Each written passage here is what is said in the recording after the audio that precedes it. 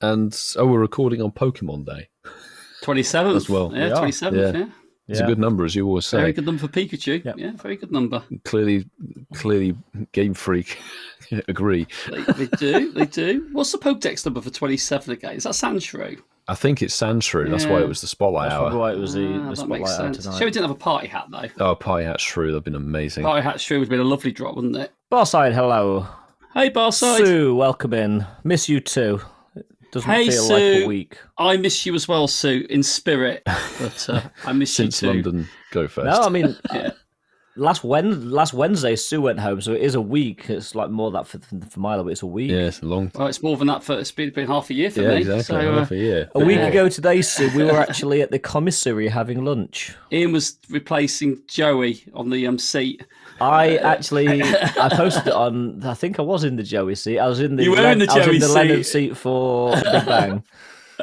Oh, nice! Everyone said, "Do you want to sit down?" I don't want Sheldon's spot. No, so Sue had Sheldon's spot. Oh yeah, you can't sit on Sheldon's spot. That's bad. It looked good though. It looked good. I thought this time last week you'd be faffing around sorting out the Jeep. That was Wednesday. Oh, so not quite a week today. Okay. So you had that to look forward to then, did you? Coming up.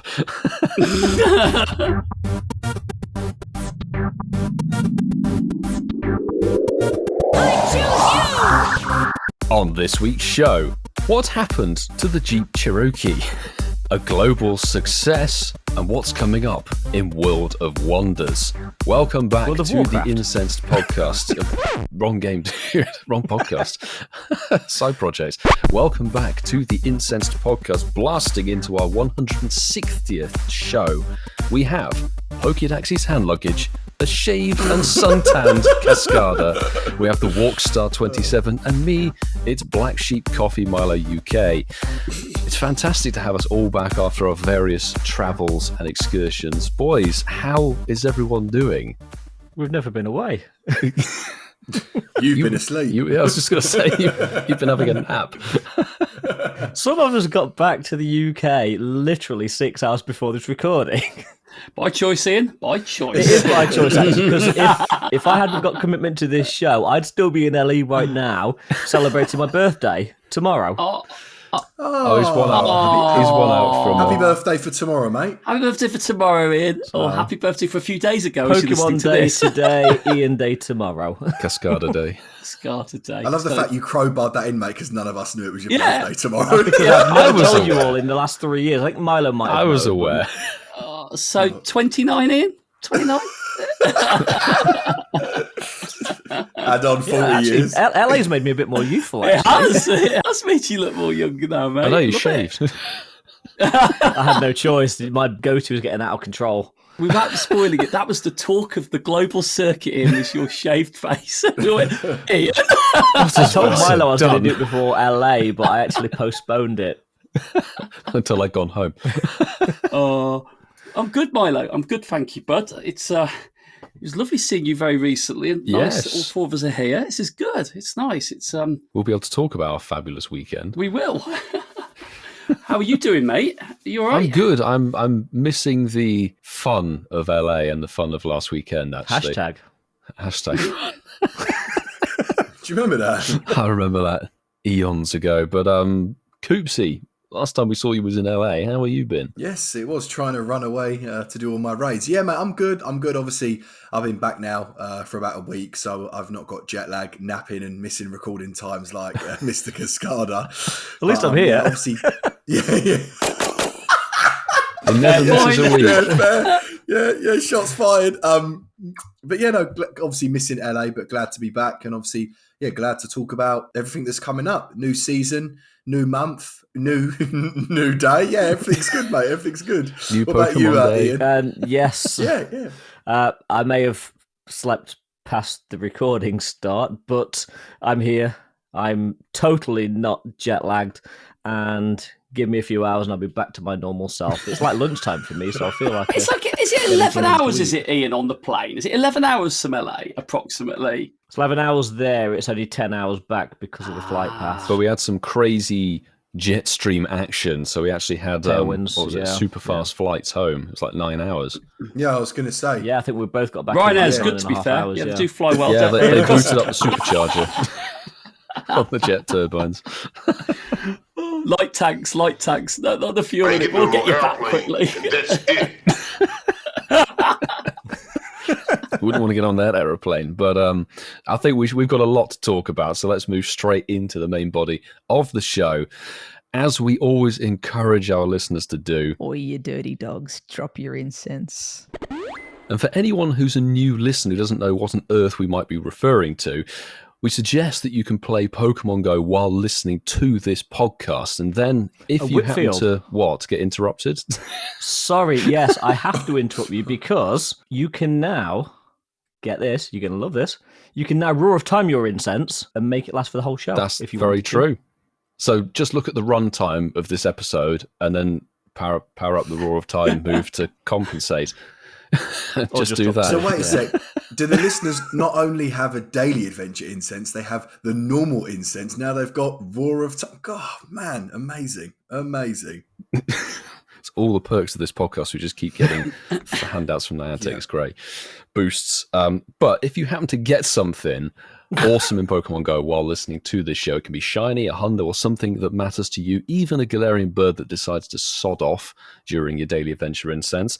We'd love you to let us know over our socials. We've got X, Instagram, and Threads. Those are at Incensed Podcast. We have our campfire community.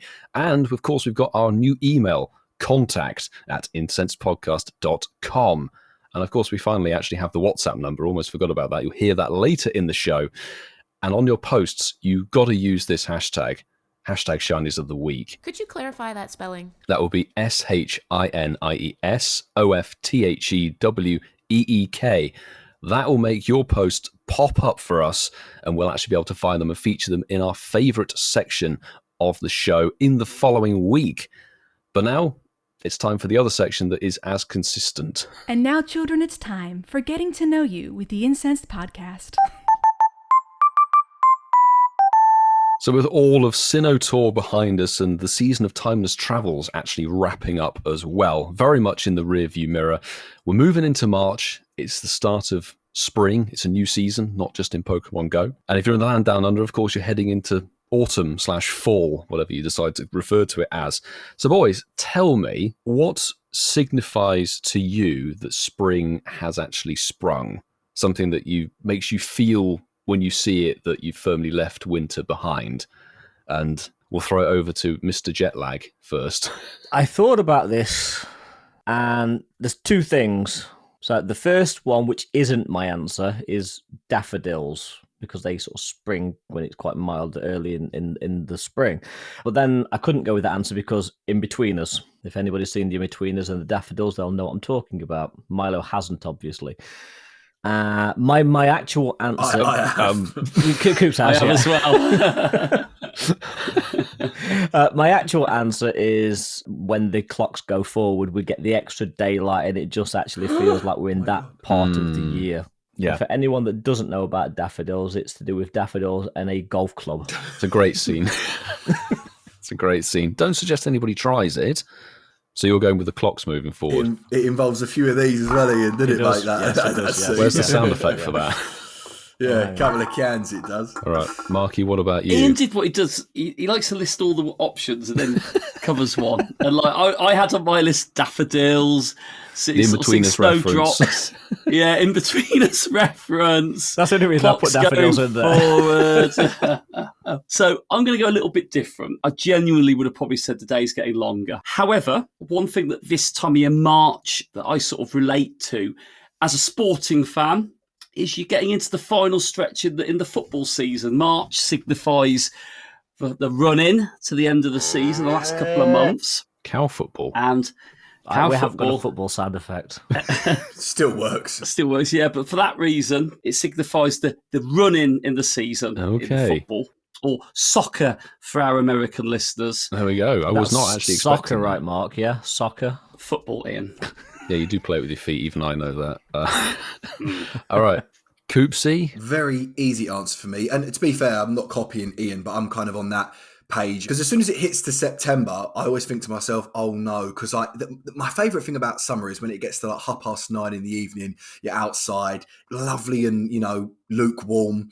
You got the light is still really bright, and you're thinking to yourself, God, is it basically, a few hours away from midnight? That's my favourite part about summer. A couple of cans, a few Stella Artois, you know what I mean, Ian? Ready to smash some daffodils. But then obviously when it gets to October, November, you're walking down the street at 4 p.m. and it's pitch black. So my favourite part and what signifies sort of leaving winter behind and going into this March, April time of year is definitely, having those early evenings start to get a bit lighter again. When it gets to about, 5 p.m., 6 p.m. and it's still actually decently light outside, that's my favourite part, because I know it only gets better and better from here. Like I said, absolutely love that. So this sort of signifies now that runway leading up to that sort of July, August period, which I just absolutely love. So I can start to get excited now, mate. So that's an easy answer for me. What about yourself? What are you picking? I would have also gone with the clocks rolling forward. It's not only the light in the evenings, it actually just feels like much nicer. An important factor of that is that then I can do spotlight hour of the daylight. It's great. And raid hour. I'm not in complete darkness, but because it's been picked already, I won't go with that. always. But you know where I'm coming from, right? I know where you're coming from, exactly. Yeah, it's a big impact, and I think everybody feels that sentiment. But what I will go with is when the hay fever kicks in. When you start to notice the hay fever actually start to kick in, like all the flowers are blossoming, and clouds of pollen are starting to go everywhere. And you're like, right, now we're really into this season, and I haven't got enough antihistamine. Question then, because I'm lucky, I don't actually suffer with hay fever. Ian and Mark, do you two boys? It's really weird with me. It depends the type of pollen coops, because I move around a lot, and I've moved around a lot. I've had some years where I've been fine, and there's some years where it's really, really got me quite bad. And they reckon one of the easiest ways, certainly if you move around a bit or you suffer from pollen in a certain area, is to eat local honey. And they reckon, I've heard that, because obviously the bees pick up pollen from that area. There's a saying, or there's a chance that might ease some of the symptoms. But yeah, I do suffer from hay fever. Last year I was okay. This year's probably going to be my downfall, mate. So now you've said it, eh? It's a biannual cycle.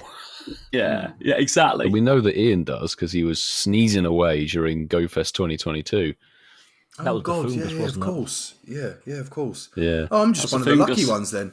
You are lucky. I'm like Mark, like certain things trigger me, and sometimes I'm okay, and then sometimes no matter what I do, if I've prepared, like I tend to top up with antihistamine leading up to spring, just to be okay. Do you start taking it in December? In like January, He never stops. I genuinely do.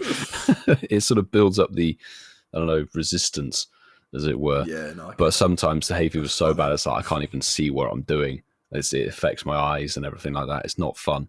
I think we've got some options for a Mark's poll. Yeah, so we've got clocks going forward, lighter evenings, staying lighter longer, still staying lighter longer than my cop out answer. Football and then my hay fever. Be a good one. This is going to be a fantastic poll. I'll get you what Ian does on this. I'm going, actually, I've delegated my answer, and I'm going to go with daffodils. Outsourced. I think we should put daffodils in as the fourth option, because I think both so. Ian and Coops kind of chose, the daylight savings shifting, that sort of thing. So let's put daffodils in as option number 4. While Mark gets busy with that, I'm afraid we're going to have to mention the letters L and A one last time. And don't worry, Mark, we're not going to deep dive into Sinnoh Tour Los Angeles and its laws against licking toads. We're here purely because I want to hear Cascada's tales while he was over there in LA. When we all come back home, he was out there for a lot longer, and he had some interesting times with a certain vehicle, a Jeep Cherokee. Has became that the still thing. Kills me now. As the thing of last week's show. So, Ian, I'll let you run with this for a bit. Well, you've probably already seen it on X if you follow the podcast, because the nice people at Incensed podcast were nice enough to retweet or repost some of my messages to a certain car rental company. I certainly don't know who reposted them. Nope. Especially with Budget Rent a Car's reply saying, "We hope your son is okay." So I am the son of the Incensed podcast, apparently. So to cut a very long and boring tale down to size, last Wednesday, Milo, Francesco, Dwayne had already flown back to the UK the day before. Yeah. I was due to take HermesNinja and Sammy from the Airbnb back to LAX so they could fly home. So at 8:30, we all pile into the SUV, push the start button, and nothing happens. Push the start button again and then started getting some very, very strange and concerning sounds. And then push it again and again. Once again, nothing happens. Eventually, after the gear selector going completely crazy like one of Milo's raves, it just totally died and there was no power whatsoever. Now, having done a vast amount of mileage the sort of couple of previous days, because 7 of us went down to Chula Vista near San Diego howlucha hunting. Yeah. And we also got a little preview of the new style maps and encounter screens, which looks next level. Looks so good. They did. How did you get that? Because it's being baited down. It's in that area. In that area of San Diego. Once we left the area, we didn't have it again. But we did get to play with it, and it's great. So we knew that it probably was the alternator because of the amount of mileage we'd done, and the fact that the alternator was probably screwed meant that the battery wasn't charging. Despite all the driving. Yeah, the next day we went to Burbank and Warner Brothers Studios for an absolutely amazing day touring the back lot there. And the car was fine, so the next morning the battery was just totally dead. I called for assistance, and there was 2 options, a bump start or for a tow. So I selected the bump start option just to get the car going. Speaking to one of the associates on the phone, no, you need a tow. Okay, fine, whatever. I did not expect to still be sat there 7 hours later waiting for a tow truck to appear. Was it 7 hours? It was 4:30 by the time I actually left after the tow truck had come, and that includes at least half a dozen calls to both the That's rental practically companies. the time that it took us to fly home. Sue actually was back in Jersey before I actually had sorted out the car. That's depressing. So after multiple calls to both, not only the car rental company's roadside assistance, but also the company that had been assigned to tow the vehicle, I was getting a little frustrated, shall we say. But after a lot of discussing and then staying on the phone whilst the car rental company paid the towing company, because this is obviously how it works out there. Yeah. They came and towed the car, but that's not all, because in America it's not like in the UK. So they come and tow the car, they don't take passengers. So I then had to Uber to another depot of the rental company to pick up a replacement car. Jesus. I had to Uber from Alhambra to Burbank, which is about 20 minutes, half an hour. It's not the end of the world, but it's long enough. Well, you've been waiting 7 hours. Still $50 though. Yeah, it was like 30-something bucks. Got another car assigned. They didn't have anything of the same class, which is good because I didn't really want to be driving a small bus around for the back end of the trip. And was given an EV. That's all they had left, which... Again, what was you given? An EV or an EV, not an EV. Not a party an hat. EV, electrical vehicle. That which would have been fine, but the one that I got, I'm guessing it's the only one they had left, had 25% charge on it. So after picking the car up, it really had very little range, so I had to find a charging point. I found one on the street, plugged it in, and the one on the street was quite a slow charge. So after being plugged in for over an hour, it had put the battery up by 3%. Oh my God. I then thought, I cannot stay here all night on a sort of side street in Burbank. So Google search fast chargers. There was one at the Walmart, a couple of miles away. Went to the Walmart. They'd got 12 chargers there. Great. But I then sat in a queue for an hour to get on a charger because everybody are charging their cars there. And then it took another hour to charge the vehicle. Going to get the charging point. Oh, Christ. So right now, the car's charge is just before 9 p.m. And I've also got to do the 2-hour drive to San Diego to my hotel because I was supposedly diving the next day, which got cancelled because I'd actually got a cold and couldn't equalise my ears.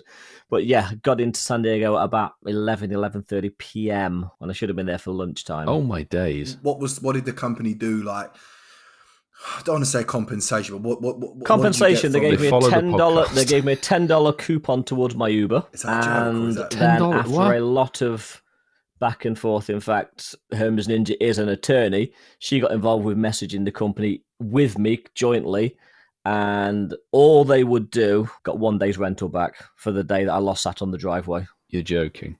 Nope, that's it. Didn't even get reimbursed for the gas that was still in the tank that they towed away, which was over quarter tank.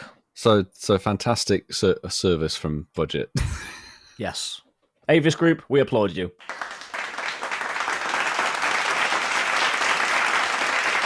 And we were seeing this sort of loosely unfold over social media. So all I have to say is I'm glad that you're back in the north of England, safe. Yeah, I mean, Sue's just put in the chat, the compensation budget provider was pursuant to their terms of service, so literally there wasn't anything else that they could or would have done. I'm also glad as well, mate. I'm glad you went diving. I'm glad that was. I didn't go diving in the end. No, I know. It's just The reason I didn't go diving is, and I'm another. actually blaming Francesco's patient zero that I actually got quite a severe cold, and he was laid up for the first part of the trip, and I sort of seemed to get it afterwards. That's not dissimilar from Seattle Go Fest. You two got ill on the it's plane similar. home and I There's a didn't. pattern developing here, isn't there?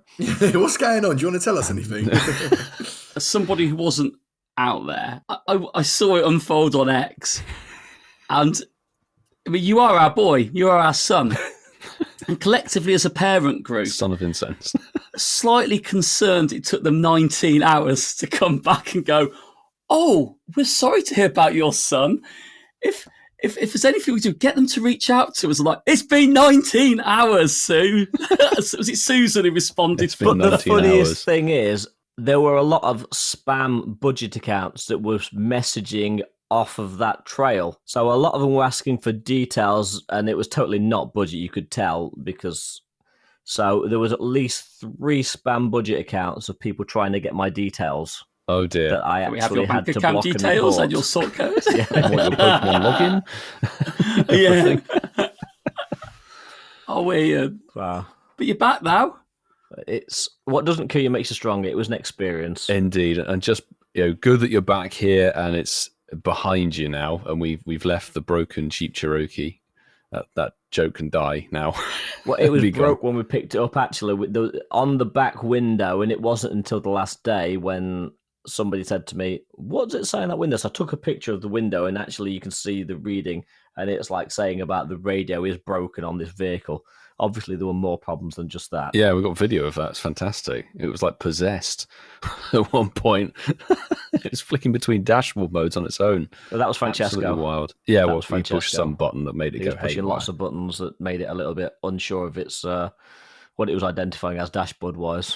That's wild. It's wild. But I think now we can talk about what happened last weekend, the first major global event of 2024, Global Sinnoh Tour. Let's talk about it. Let's review the event itself, and we'll rate it as we've sort of got going with events in these shows going forward. So, Marky Boy, kick us off. How was your Sinnoh Tour global experience? As somebody who was watching LA online and seeing the amazing delights that it offered, I was kind of hopeful that I was going to get an opportunity of doing a little bit of that for this global event. And the fact we were doing something for it built that excitement up greater. And it was nice to make a weekend round, like you said, the first major event, the first major global event that everybody could play in of 2024. Yeah. And to discount or dismiss RNG as a reason for an event to be poor, that's just bad luck, or it's just great luck. It's more about what the event was like. I'm going to say to you, as someone who didn't play in LA, as someone whose was first experience of handling this game, Sinnoh Tour, and getting to play around with the new features in it, and basically having just as good an opportunity of getting the good stuff that people could get when they're in LA, it delivered for me. I had an absolutely fantastic time. We know Sinnoh is a bit of a weird generation. A lot of evolutions in Sinnoh, a lot of babies in Sinnoh. For me, I was excited about Origin Form Dialga and Origin Form Palkia. Oh, yes. And after... my bay, and after having seen the disappointment of Arceus and those other two weird things, I can always can't remember what Manaphy they're and called. Fiona, Yeah, I actually get why they didn't drop them now, because there's just too much going on in Sinnoh with regards to forms and dynamics and everything like that. So lived up to the expectation. And a thoroughly enjoyable event that made me, a bit like travelling abroad to play an event, not put my phone down for the duration that it was on. Ian, you were still over in LA, dude. Yes. How I was that? It was an experience. I got to see how things are done West Coast style, and it's a lot more chilled out there. It's a lot more laid back. very And Cali. seriously, Whitfield, I said to you before we recorded, you would have literally been twitching like a fish out of water had you been there, because the Remember, I'm gameplay was allergic, not. Ian. The gameplay was not anything like what you do. People were chilled. People were not running around at 200 miles an hour. There wasn't chasing absolutely everything that was there. It was just a beautifully sunny, chilled out West Coast day, and it was the most chilled live global event I think I've ever done. You're Californian at heart. Sort of what Sue said in the chat. I am. I really am. That's the other heart of me. That's a the mask. other half of me. Thought you were German at heart. That's a Cascada facade. So, Coopsy, I know you were busy. Did you manage to get any XLs for your Shundo Palkia? Yes. I got to lead with that. No, of course. The thing is, and I think the reason why I went so hard in the actual LA Sinnoh Tour, the live event, I really, really, really, really wanted to do the global. I actually, if I wasn't at work, I was going to come to Ealing as well, play with you and Marky Boy and the community, which was a shame. But yeah, no, but I was unfortunately working for both days, for the Saturday and the Sunday of global, which to be honest was, beep, which was duck quack. But, it is what it is. We've all got lives and we've all got to work around it. So I didn't really experience the global community side to it, even where I live now. I literally played from about sort of 10 p.m. When I got home to about 2 a.m. in the morning, both days, just sort of accepting as many raid remote. invites. I saw you in some lobbies. Yeah, I saw you as well, buddy.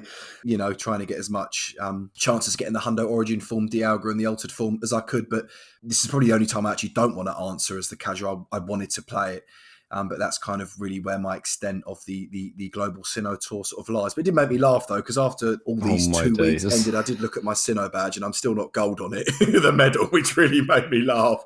But yeah, mate, that was kind of my limited experience just due to LIFE, I guess. Yeah, real life, but raid game, we'll definitely be talking about that. And just an overview, I was obviously in Ealing. I played with Mark and we had an amazing crowd join us. A lot for Saturday and a lot actually over Sunday as well, both days. And I'm in complete agreement with Marky, is even having been to LA, there's always something about a live event, traveling there, meeting the folks who come together as a travel group and play the game and go around the city. It's fantastic. But it was also really, really good fun, very enjoyable to do it with the local squad and the people who came and joined us over the weekend. And I didn't put my phone down, I think, at all. My screen time on Apple was crying at me, probably. It was immensely good fun, very enjoyable, walking around with various different people and chatting and seeing people having a lot of fun and catching shinies that were new and they really wanted to get. And there were, I think, Marky, actually, you had a couple of shinies you really needed. One was like Finneon, for example. Don't go there. Seeing people's joy... Sorry, Vasa. Seeing people's joy of getting shinies they didn't have, there's nothing quite like that. You see pure excitement, and that translates over global events as well as live events. We can dive into the actual game itself because we've all had a taste now. Those of us who've been to LA, those of us who have done global now. Let's talk about the biome strat and the spawns, and what do we think of that time distortion versus normal gameplay? What was your favourite bit? Shall we go with Marky first for that? I listened to a few people's feedbacks from the LA version. I was quite interested to see how it was going to play on the global. And I've got to say, I was a sucker for when everything went a bit crazy in the sky, the distortion was going on, and Origin form Palkia and Dialga came to the party. I got absorbed in that. And the want to raid. I did have a want to raid, actually, which is unlike me. Found myself drawn to it. However, it was when the Hisuians were spawning. I was trying to not lose out because I needed all of the Hisuian shinies that were released for the event. So I was in that moral dilemma, catch-22 situation. And we were very lucky that because Europe was an hour ahead of us for this event, I was able to raid a bit during the first hour, try and get an Origin form Palkia that had the special move, which was very easy because I had the Palkia ticket. Looking at that spatial rend, it was amazing to use that. It enhanced the gameplay. But yeah, I preferred the second and fourth hour of each rotation. I like the Hisuian Pokemon being in the wild. And I think when I look at all of the hours, there was actually something I needed from all of them. which surprised me actually, because I didn't think I needed too many Pokemon from it. So, and there was some that I still didn't get. So a lot of successes and still some needs. So actually, I think that's a good sign. One for time distortion. Day one, all I was doing was shiny checking, mate. It was distortion. I loved it. I think the game looked beautiful when those hours played, certainly. I totally agree. I have absolutely zero working knowledge of which biome was which because literally it was just a really surreal day. But I do agree with Mark in as much as the regular hours were nowhere near as good as the time distortions. And we said this after LA, of which I actually still need to edit a video. It was the Hisuian stuff that people were going for. And the fact that that did coincide with the raids did make it tricky. But yeah, it was definitely the spatially distorted hours, which were the better ones. Coops, I guess you can refer to LA, actually. Refer to LA, like visually, what did you like? I mean, gents, don't talk to me about biomes. I've got no idea how many catches I did, but it wasn't a lot. I was just going from one gym to the next, to the next, to the next. And I'm not talking about doing bicep curls. It was at the point where I literally grinded by myself for about 4 hours because I was just so sick of everyone talking. I was like, guys, we need to raid. This is my only day to raid. So I was just like, bomb. Obviously paid off because I did get the Shundo Origin Form Palkia, which was very random and very unexpected. But yeah, definitely agree with the boys. Loved that changing setting when the Origin... When the origin form when the origin forms come in, and shout out to the Go Plus because that's a great bit of kit, by the way, when you've got that and you want to raid hard. So biomes, no idea, but definitely like that new graphic display on screen was awesome. Yeah, I would definitely say about the Go Plus did its work. Certainly on the Sunday when I wanted to just raid, I have to agree. Visually, the time distortion just looked so much more spectacular than the regular gameplay. It's a bit like when you come off the back of, say, the Halloween event, you go back to normality. You're like, it's a bit flat. But the biomes, even in LA, they were well distributed with what you could actually go and catch. That rolled on into Global. Only the fact that I looked at like the first couple of hours and thought, right, this is my remote raid time. Did exactly the same thing. Bro. Same thing as marking. So, right, hour number 1, I don't need anything from 10 till 11, so I'm going to remote raid in Europe. Fantastic. But it definitely that time distortion looked spectacular. Now, we had GoCast Chris on talking about the eggs last week. I'm going to talk about the eggs Christopher again. 27. Christopher 27 as he was, yeah. Masterful 27, the originator. What were your thoughts on the eggs? I loved the eggs. I had very good successes from the eggs, and my only frustration from the egg situation was I was one of those people that I'm going to put my hands up. I went big on it. I spent the 7,000 poker coins, and I got the 50 standard and 50 super incubators, and I was going, right, juicy box. I'm going for it all weekend. My disappointment was I didn't use all the incubators, and I went for hell, walking, just purely because of the mixture of drops of eggs. I just didn't like the 5Ks dropping, and they did keep dropping. It was like, I think for every batch of 9, I'd have about like 4 10s, 4 2s, and a couple of 5s, and it just kept like it was always going around in that cycle. So a little bit disappointed I wasn't just 10s and 2s dropping, but I appreciate it. There was something in all of them. However, from what I did hatch, and I hatched probably about 180 eggs, I think it was, over the weekend, I got 3 shinies of eggs. Masterful 27. 180 approximately, yeah. Master egg hatcher. How many eggs? I've still got plenty of incubators left because it was at 300 hatches worth of incubators I've still got. I hatched 3 shinies from my eggs, and I got 4 hundos, all of them new hundos for my eggs. Wow. So 7 successes from the eggs. Eggs were your bag. Very happy with.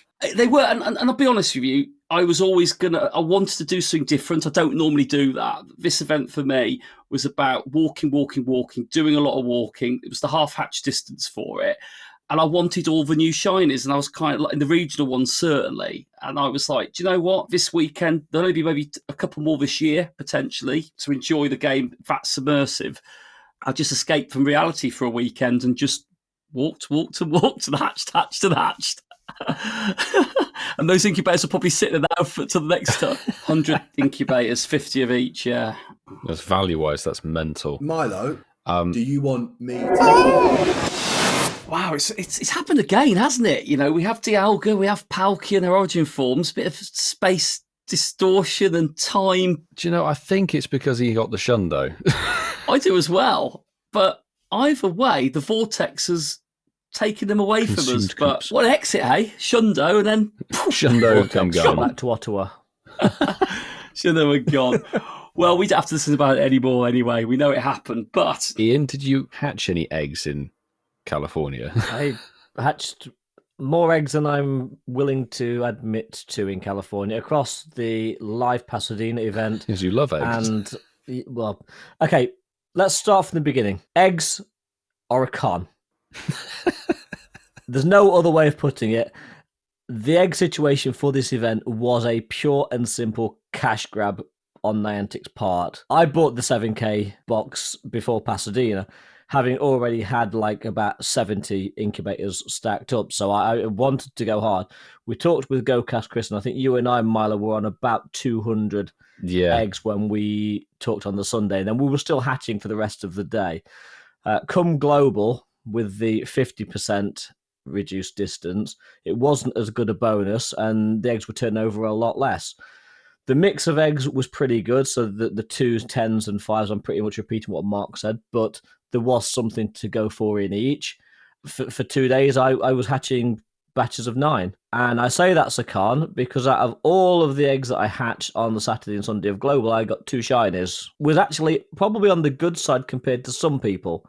And the 2 that I got were pretty darn good. I got a second Pachirizo and a second Chatot. I didn't get the Carnivine, but when you're hatching probably upwards of 100 to 150 eggs, 2 shinies really isn't that good for an event that you've already paid for a bonus and you're already paying for the incubators. People, eggs are a con. As we keep saying. I agree, by the way. I'm with Ian on it. Even though I went glory on it, I do agree. I was going They hard, are a but con. there's the biggest con in the world. Yeah. Love you, GoCast Chris. We love you, Chris. Chris agrees. Yeah, definitely did agree in LA. Eggs are a con. It's ridiculous. And Ian was talking about having bad fortune over the 2 days of hatching 2 shinies. I think I hatched north of 200 eggs, maybe over those. No, not over those 2 days. I'm trying to think. I had Road to Sinnoh. There was the Road to Sinnoh event from Monday to Friday. I wasn't including Road to Sinnoh. No. It skews the total. So I think I did about maybe 100 plus, maybe 150 over the 2 days, the weekend. 1 shiny. It was a shiny I needed. I was very happy to get the Carnivine, but 1 shiny out of all those eggs, and it wasn't terribly good luck in LA either. And I was looking back at that Road to Sinnoh event where I was seeing people hatching a batch of 2Ks and they were getting 3 shinies in it. Somebody I saw hatched 12 shinies over those 5 days from 2Ks. I was hatching multiple different ones. Buckus. I was like, I hatched 200 eggs from that Road to Sinnoh event and got nothing. Nothing at all. So eggs are a con. You are very right. Eggs are a con, 100%. That is going in the title. It felt, yeah, we'll have to put it in the title. It just felt very sluggish. And I know why that is, because LA, it's an in-person live event, better bonuses. But coming from that to the global, you're actually waiting for those eggs to hatch. It's almost more disappointing in a way coming back from the back of that, but that's only my personal experience. Well, we did both. Not everybody did both. Exactly. So. That's what I mean. It's those of us who did both events noticed it, whereas people who only did global won't have noticed that difference. But those chase for the 10Ks, there was, again, too much 2K and 5K egg action for that, really. So eggs, I'd probably give them a firm thumbs down. The raiding aspect, Marky was getting involved in raids. Marky, raiding Sunshine. You were in the raids with me, dude. I was proud of you. Do you know what? I thought I raided more than I actually did. So I felt like, but then again, for somebody who doesn't really raid, other than on a raid day, it probably is about right, actually, when I look at the numbers. But I was very lucky, actually, because I didn't know the feedback on how poor the shiny odds were, starting with shiny odds on raids.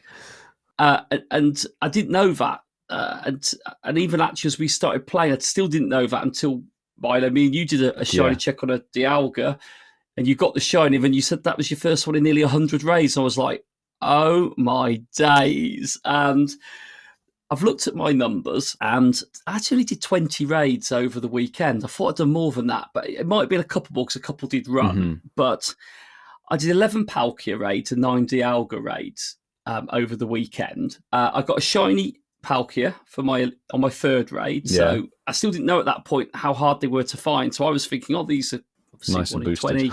Great. Nice and boosted. Lovely days.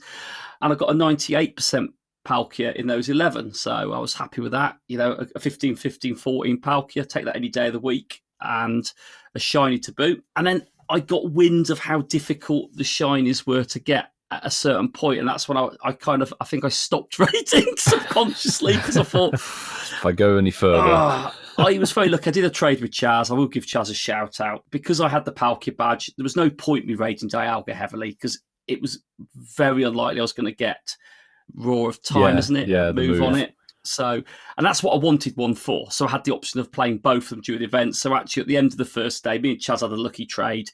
And he was very decent enough to trade me a shiny Dialga. He had 3 of them. They all had the special move because he had the Dialga badge. It was a lucky 96% shiny Dialga, which I love. 15, 15, 13.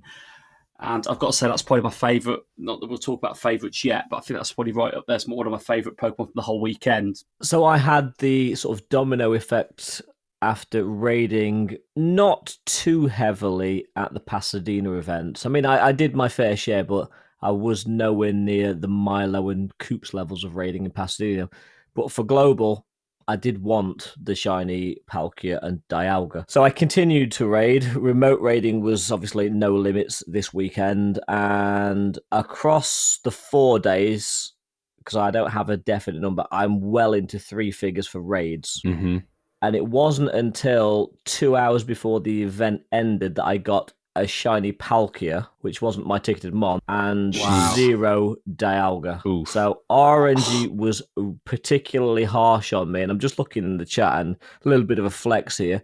HermesNinja said, I ended up with 13 shiny Dialga and Palkia, so I can't complain. Bloody hell. And granted, Sue probably raided heavier than I did, because she is sort of a bit of a demon with the remotes, but I feel I should have got a little bit more. But RNG is harsh, and it just wasn't meant to be. So I'm looking for Sue. Can I have one of the Dialga, please? Let him have one. Save one.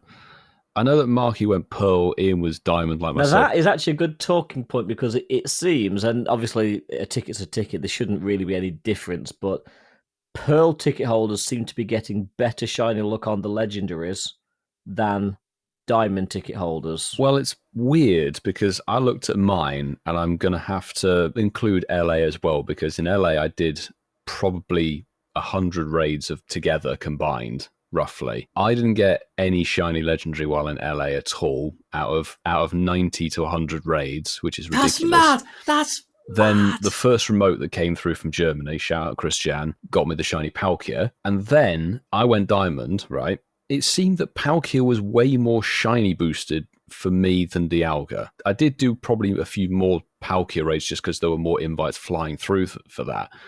But over the global weekend, I would say, a few round. I've transferred a couple having traded them.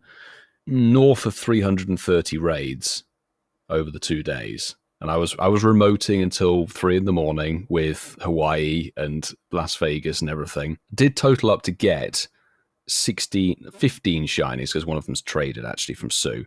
So 15 shinies, but of those 15, 5 are Dialga, and that's it. The rest are Palkia. But when you look at it, as I said to Marky on the day, I counted it, 97 raids to get a Dialga shiny, and Palkia was almost as bad, being about 70 raids to get it. They were not a 1 in 20. Never. At all. If I factor in LA raids plus global, Again, it comes to something like a 1 in 35. 20 for every raid you're doing. So I know it's not like as simple as 1 in 20, you're going to get a shiny. But that's not how it works. I've seen so many stories of people who've done as many raids as me and not even got one. Oh yeah, when you have something that's raids, consistently poor RNG across the board, it's wild. And I do think there was something more like a 1 in 50 to a 1 in 60. I couldn't believe that, Milo, when you said that to me in the park. You went, "That's my first Dialga." I was like, sorry. So I know we hadn't spoken since LA, and like that was the first time we were talking about how the gameplay went. And you were saying, "Oh, Ian didn't get one. You didn't." I was like, "It's very weird." It seemed to be all or nothing. There was people that were weird, extremely lucky, and then there were people like Milo and I that were just getting zip. Yeah. It was absolutely crazy. It's just very weird. I mean, I don't mind. Well, I love the raiding, and the no remote raid cap was fabulous to have that back for the weekend. I absolutely adored it. But when you do that many raids and you still don't get good RNG even picking up, it's sort of equalized towards the end, but only because you've been raiding 2 days consecutively through to 3 in the morning. Mine didn't equalize. No, so that's it. You didn't. No, mine didn't equalize. I kept raiding, and at some point you become that invested in it because I was literally throwing stupid money down the drain, buying bundles of coins to buy passes. Yeah. And was just getting nothing in return. And then at some point I figured like, oh, well, I'm committed now. I'm just going to keep spending, which is a blatant sign of addiction. But I wanted the shiny, and I got with the Palkia. I didn't get the Dialga. And a little bit salty, to be honest. Well, considering you went diamond, it's supposed to be a shiny boost blame you. for your ticket. Yes. That's what was advertised. That's right. That's what was And advertised. it seems to be the converse of that for me and for you, which is very weird. I don't know whether something went wrong, because obviously on the first day of LA, something went wrong, but in the good way, that all the legendaries you did got their special move, and they all had catch cards, which isn't how they were meant to be. The percentage of getting the different move for the one that wasn't your ticket seemed to be quite low as well, because no, Marky was struggling to find a Dialga with Roar of Time, weren't you? Yeah, I was. Yeah, absolutely. Absolutely struggled. That's why in the end I stopped doing it, because I was like, it was obvious that, I wanted to shine it. I was a sucker for the shinies, but... And it was just, like I said, once Chaz had said to me, Mark, I'll do one for you, because I was just like, that turned me off then, doing Dialga raids. Do you know what I mean? It sounds awful. So I got it, and it had the move on it. I was like, brilliant, done, beautiful, move on. There is something about that orange bar popping up, so you still feel like you're playing the event. And I did do a few raids after 6 p.m. on both days. I think it was, I got power at my 98% Palkia now. It's a dangerous game, isn't it? I do think that the Origin forms, because they're technically a different version, they had their own shiny rate. I'm fully convinced of that, unfortunately. But quickly moving into a few things that we touched on in LA, but we actually got to properly experience, I'd say, in Global. White Stripe Basculin on Roots, and then the party play thing for the Reggie Gigas. I mean, I know Marky and I were doing Roots in Walpole, but to no extent as per the Italian. Jeez. I saw him post on X about that 350 plus encounters. We found him on passed out on a bench. 369th, I think it was in the end, but you're right in. Oh, that's just because we've been drinking heavily. Where is the Basculin? He had his what's the word I'd use, Milo? He had his jog on, didn't he? He had his chase. It was like everyone knew that he was on the chase for Basculin. But it paid off for him. He did get one. Yeah. As we're talking White Basculin on the routes, yes. I think we have to give an honorary mention to Michelle, who was with us for the weekend. Michelle, I think, was only getting shiny ones to start with when they started popping off on the routes. On that one, I think after 2 days of doing routes, she ended up with 11. What? 11 or 12? Yeah. We were doing routes all day. Well, I say all day, all the play day that we had. And I was doing them on Sunday and nowhere near that. Well, Michelle, I think at one point, Milo, and I might be wrong here, but certainly in the first hour had 4, didn't she? Yeah, something like that. Wow. But I like the addition of it. And I don't know if anyone's done any routes since, because I know it's only been a couple of days, but are they still available on routes? I don't know. I haven't seen anyone say they are or not yet. So it'd be nice to think they might still be there. I like mechanics with certain Pokemon behind it. But trades, boys. What do we think? Should we talk about trades? I think trades is always a good point, isn't it? These international events. Yeah, well, meeting up with people. You were talking about your one with Chaz. I mean, did you max out on this? Was it 6 per day? No, I never do with these events. I never do with these events, because I rarely trade anyway. It always slips the back of my mind. So after the first, I did one of my 6 special trades, and that was the one with Chaz. And when we were all having a drink at the end of the first day, I think by the time I joined you guys, most of the trades had already been done. So even though I had them available, there was no one I could actually do them with. Other people have maxed out, yeah. Which isn't an issue, but I did line up a couple of international trades, which I did on the second day. And I did 4 of my 6 on day 2. So I did feel like I took some advantage of it. So 5 over the weekend. I got my Holucha. I got a couple of Holuchas, actually, a couple of lucky trade ones. Trying to do what Dell did with Ian's lucky trade to no avail. But it was nice to trade with Paul, bar side, lucky trade with Chaz, and one with Iron Prius as well. So, it was good. Did you guys get anything decent on your trades? Did you do them over the weekend? Well, the guys I were hanging around with, we weren't really worried about trades. So It It doesn't surprise Who are you me. hanging around with, Ian? Just tell us. We don't know who you hang around with, Ian. Who were casual? just the crew. But yeah, I was lucky friends with Tom, and it didn't even come to our minds. We were just hanging out, we were chilling, and 0 lucky trades for the weekend. Isn't that the problem? We said earlier in one of the shows, that's the problem with lucky trades. You meet someone you're lucky friends with, and you see them like once a year if you're lucky, and then you forget to do it. It wasn't a case of forgot. We Yes. just didn't even. But you didn't do it, Ian. It wasn't even on the radar. We was just. Well, yeah, exactly. It just slipped your But mind. Ian, technically, though, if it was on the radar, it means you weren't thinking about it. None of So us were thinking about trades that day. I'll be honest. There you go. That's what I mean, exactly. though. But it reinforces that point. You didn't do it, which is the point. True. I wasn't lucky friends with many people who were actually around on the weekend. I did 2 lucky trades on the Saturday, got a 98 lucky Origin Dialga, which wasn't too bad, which at that point, depressingly, was my best one at that point in the day. It still is, technically, actually, the best Dialga I got all weekend. And then swaps, and it was giving people Horlucha, because we'd obviously been down to get those regionals, so offered that up, and people wanted the lucky decks. But at the end of the day, I think I did a handful across the whole weekend of lucky trades, maybe 4 a maximum. And it would be a case of, right, before the day resets, I just swap like for like Dialga Origins with Francesco or Master and just go like, right, if it goes good, it goes good. If it doesn't, we bin it. Use them even though they're there, but not necessarily for actual lucky trades. But nearly forgot anyway. Nearly forgot as well. But tracking back on the routes, did anybody get the Basculin in the end? Like, Vasa, what were your route scenarios out there in California with the crew? So on the Saturday, we were doing mainly 3rd Street and the pier, sort of alternating a couple of different routes. And on the Saturday, didn't get any shiny Basculin. However, on the Sunday, I was running routes all day at Universal City Walk and did manage to bag 1 fairly early in the day, but I checked every one and I just got 1 for the whole weekend and 0 for the LA experience. So just 1 for the whole fortnight, to be honest. So, we were obviously talking about routes. You were talking about routes. Routes. Look at you, routes. Oh, we need to get you UK'd again. Get you back, buddy. Routes. I didn't get any on the first day. Like you said, we've already alluded to other people's successes. I got the white Basculin from a trade off Michelle, because she had a few of them, as we've already said. But she needed a Palkia with the move because she went diamond. So it's those little trades you could do, and it works. It's like, start of the second day, here you go, you can have one of my Palkias. We're both made. And then in typical fashion, the first route we do, bing, there's my white. That's always the way. It's always the way. But I got a really decent one for PvP, and you'd be proud of me. It was 115.13. It's IV Spur, which is rank 7. If it ever does get it's evolution. I have 0 intention of ever looking at PvP, as when Adam and Tom were trying to talk me into it, I'm like, not going to happen.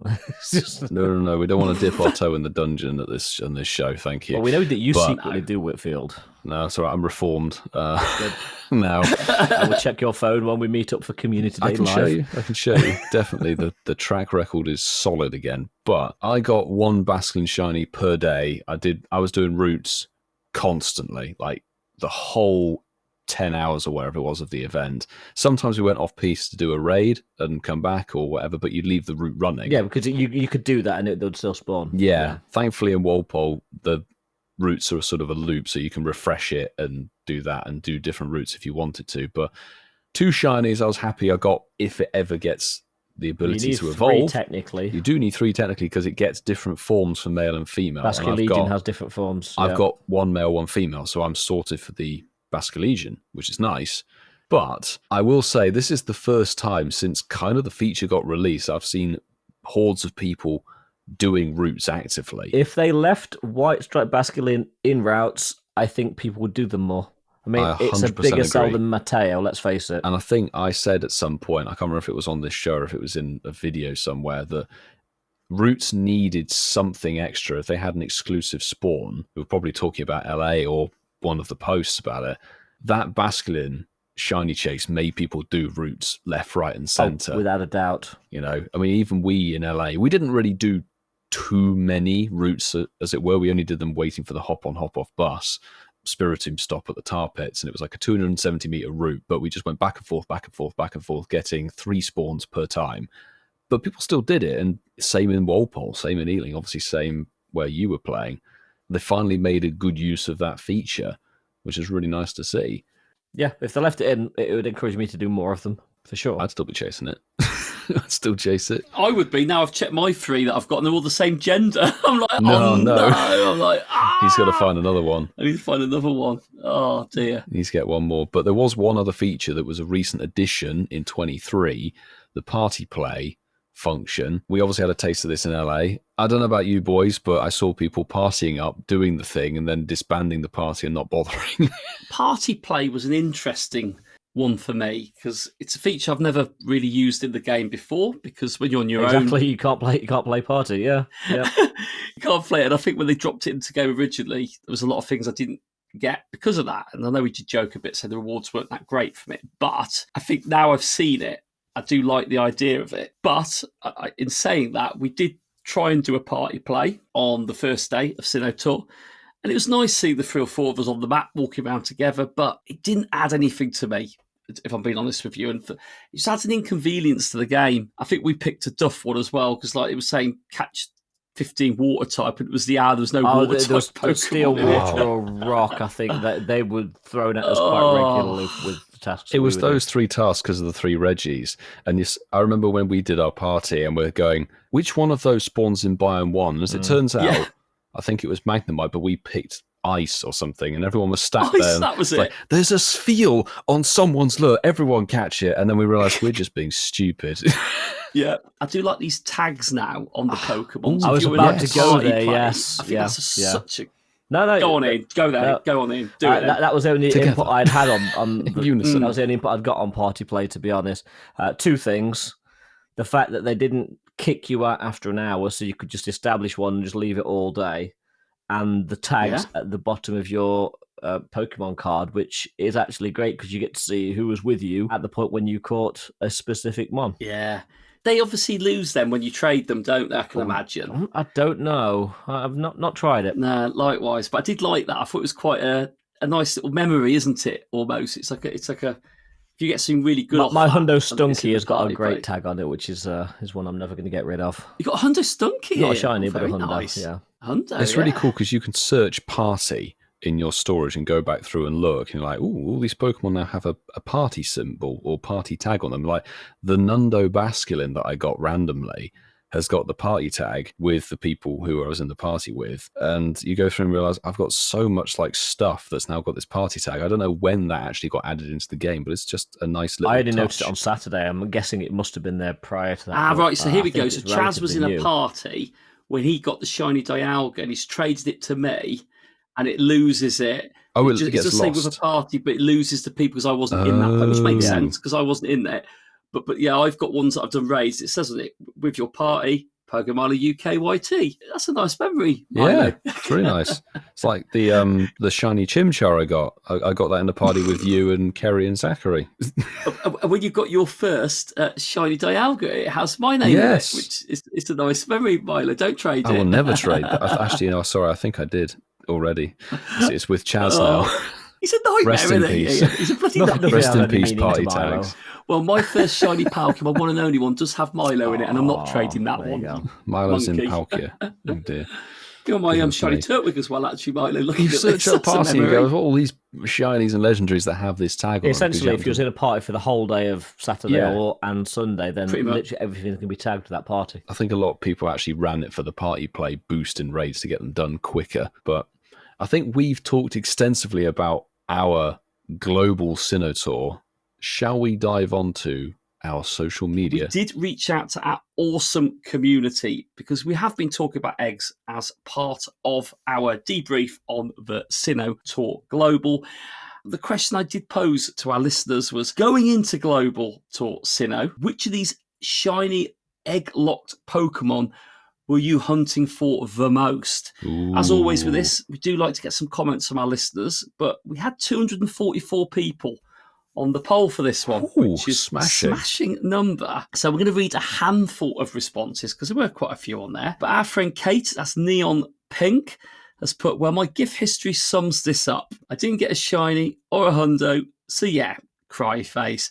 116 hatches. I'm guessing she wanted the shiny squirrel. She did, and the most frequently used GIF on our friend Kate's history was a sad-looking Pachirisu. So it's heartbroken indeed.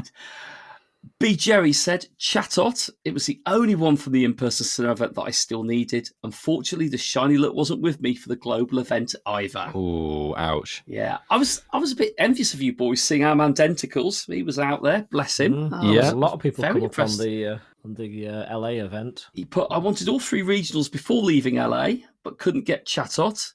Managed to get it after day 1 of Global, so happy days. He then goes to say, already had a lucky 100% Carnivine, I can now max.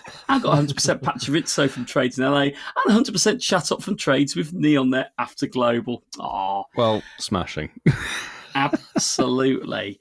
And Prius has put Pachirisu and is the only one I didn't hatch. Thanks to our man Common, I got one. I like Gen D's one. That's Cardmaker JD. 200 plus hatched, 1 Bonsley. Awesome.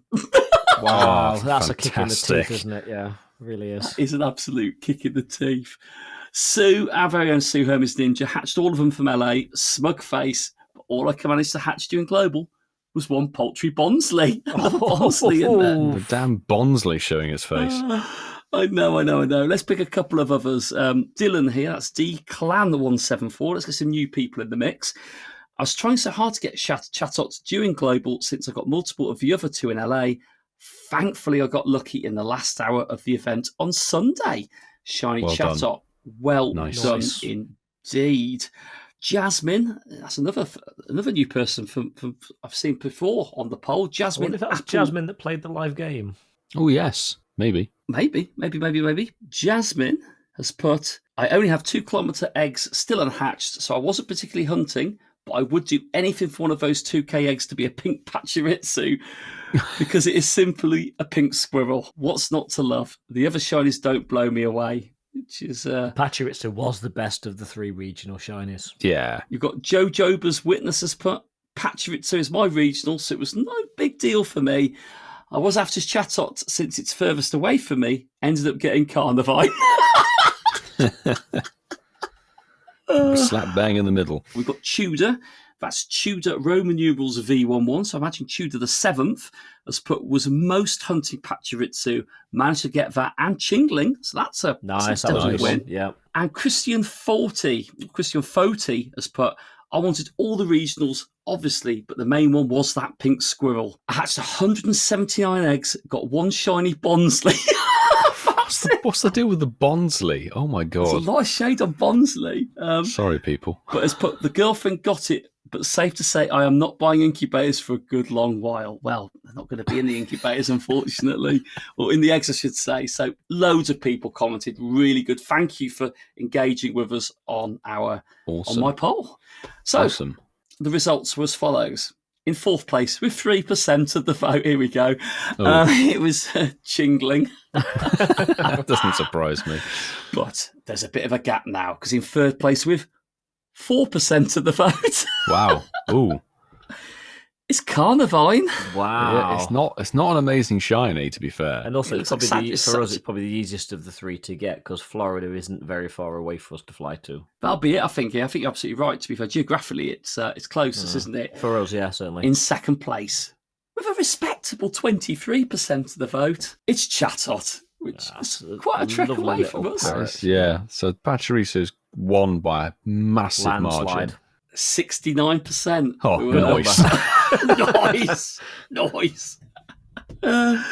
So that was good. I like that. A lot of engagement. We did put the poll up for 2 or 3 days, to be fair. But do you know what? I think it's nice to see a lot of people chasing things during this event. Yeah. I think that's all you want, isn't it? There's people who've got that want to play the game. And I think everyone just had a thoroughly good time. Absolutely. Fantastic. And thanks for putting that poll out.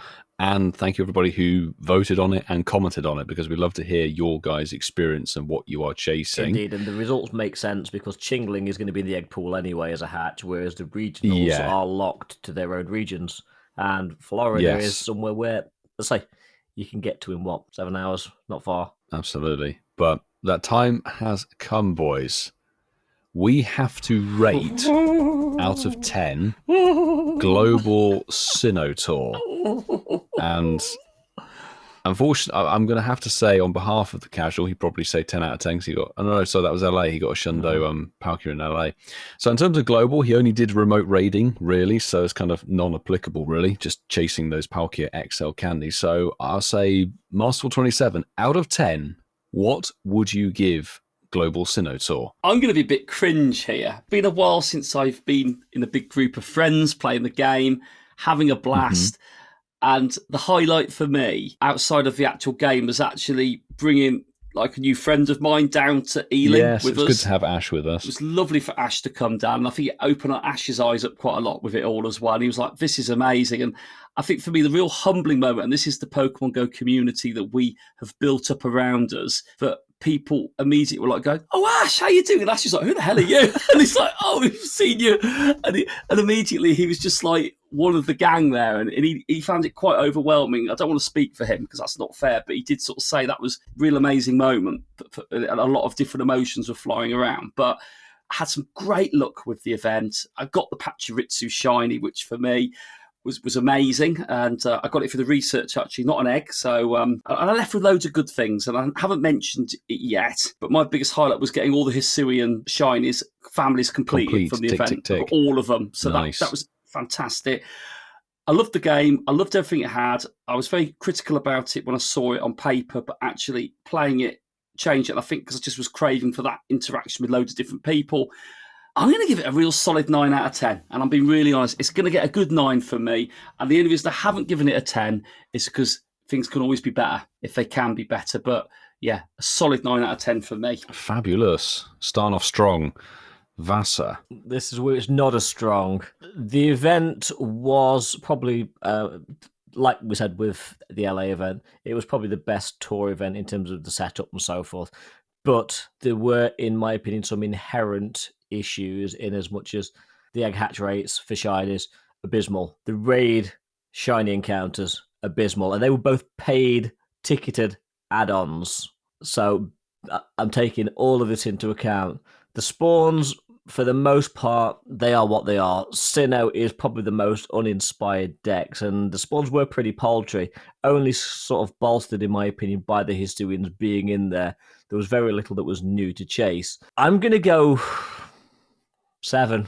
I feel solid that 7. For the global event, it wasn't all it could have been, and just slightly tweaking those hatch rates and shiny rates from raids. I know they don't want everybody to have everything shiny, but I feel for the amount of raids and eggs that I actually dealt with, the numbers were nowhere near what they should have been. And as I say, these were ticketed add-ons as well, which we were paid for. So, yeah, on the report card, Niantic must do better. Can do better. Is the one. Can do better. What about the experience, Zoe? And you had a pretty good experience. You'll remember that. Yes, but that was because I chose to do it. It wasn't because of the event itself. So the fact that I actually got to hang around with some friends that I very, very rarely see, then that isn't part of the actual event itself. Well, that's what I factored that in. I don't. So I'm that's talking why purely on for me, gameplay. It could have been a lot more. I agree with you because I'm not a big raider. I guess that doesn't really bother me that much. I've got, but then it's easy for me to say that because I've traded for them. I rated it on everything. I always rate events on everything: the people, the experience, and then the game. But yeah, I think if you took the game maybe with the shiny rates, I'd probably agree with you. Yeah, with the eggs and the raids. Location things aside, I was focusing purely on that because I could go, I hang around with these guys who I've not seen for donkey's years, and I very rarely get time to spend any time with. But that's a false thing. That's my personal experience, just because I'm actually playing it somewhere else. I'm looking purely at the actual event as an event, and not where I did it or who I did it with. Maybe that's just me being me, but yeah, I'm looking at purely from a gameplay perspective. For this purpose, I'm going to try and focus on the event itself, because who we were playing with, the whole vibe of the weekend, etc., the whole crowd was absolutely top tier. And I would be very tempted to join Marky, giving it a 9 out of 10. But when you look back at those raid rates and the shiny rates of the eggs and things like that, those do really pull it back down. And I'm going to go along with Ian and giving it a 7, because the things that were good and worked, the wild spawns, the biomes, the rotating space-time distortion thing, bringing the Hisuians in, they're all sort of the free aspects of the game, and they were already there and available. The eggs are something you have to pay for as an extra if you want to blitz them. They've been a part of the tour since Hoenn, Gen 3 tour last year. It's not difficult to make them a little bit better because people are playing the event. I know, as you say, Ian, they don't want everyone to have everything, but when you're going north of 200 egg hatches for 2 days and getting zilch, it doesn't feel good. And for a lot of people, the real chase would have been the eggs and the raids because there wasn't much in That's what it was for spawns. Me. That's what it was for me, totally. I mean, even you, Marky, said that the spawns, there wasn't too much that you really needed out of them. That's not the case for everyone. No, absolutely. And I think the fact that I didn't factor in initially the Hisuians are going to be dropped into it, that changed it a bit, because if it wasn't for them, there would have been very little to go for, actually. It gave it a real nice spice, a bit of extra go for those Hisuians in the time distortion. But as a base level, the eggs were fairly disappointing. The raids, we didn't actually hit as many local raids as I was suspecting we would do because the spawn rate seemed a bit weird. There were far more Hisuian starters appearing, which was not ideal. Yeah, that was so weird. Chasing the origin forms could have been tricky. There were quick timers, which is great, as always for tour events and go fests. But that shiny rate for the legendaries feels like a deliberate sting. And when they are they're almost overshadowing what would have been Arceus's big debut if they weren't going to pull in the Hisuian region. That does sting a bit. So I'm going to stick with a solid 7 out of 10. Must do better. Yep. Could do better. Still good, but could do better. But now we really do have to round out the Sinnoh Tour chat. And we can do that by listening to... Send your WhatsApps now! So we have it's been a few weeks actually, and people, please, we implore you to send us some WhatsApp messages because we love hearing your voices. And we've actually got 3 this week, which is pretty darn good. You can get in on the action too by saving this number into your phone, recording a message on WhatsApp, and sending it directly to us over the internet through a spatial distortion. And then we will hear your voice. Oh, yes, there you go. And then we'll hear your voice. We'll be able to play it out for you and get you on the show. The number you need to store is +44 759 269 5696. And our first message, well, actually, all 3 of them are from previous WhatsAppers. The first one is from Saul. Hey. Boys, I'm glad to see you're in LA. Glad to hear the podcast every week. I know I haven't been sending messages in as recent, but I've just, again, not time. I'm trying to move house and such. Life gets in the way, but... Real life.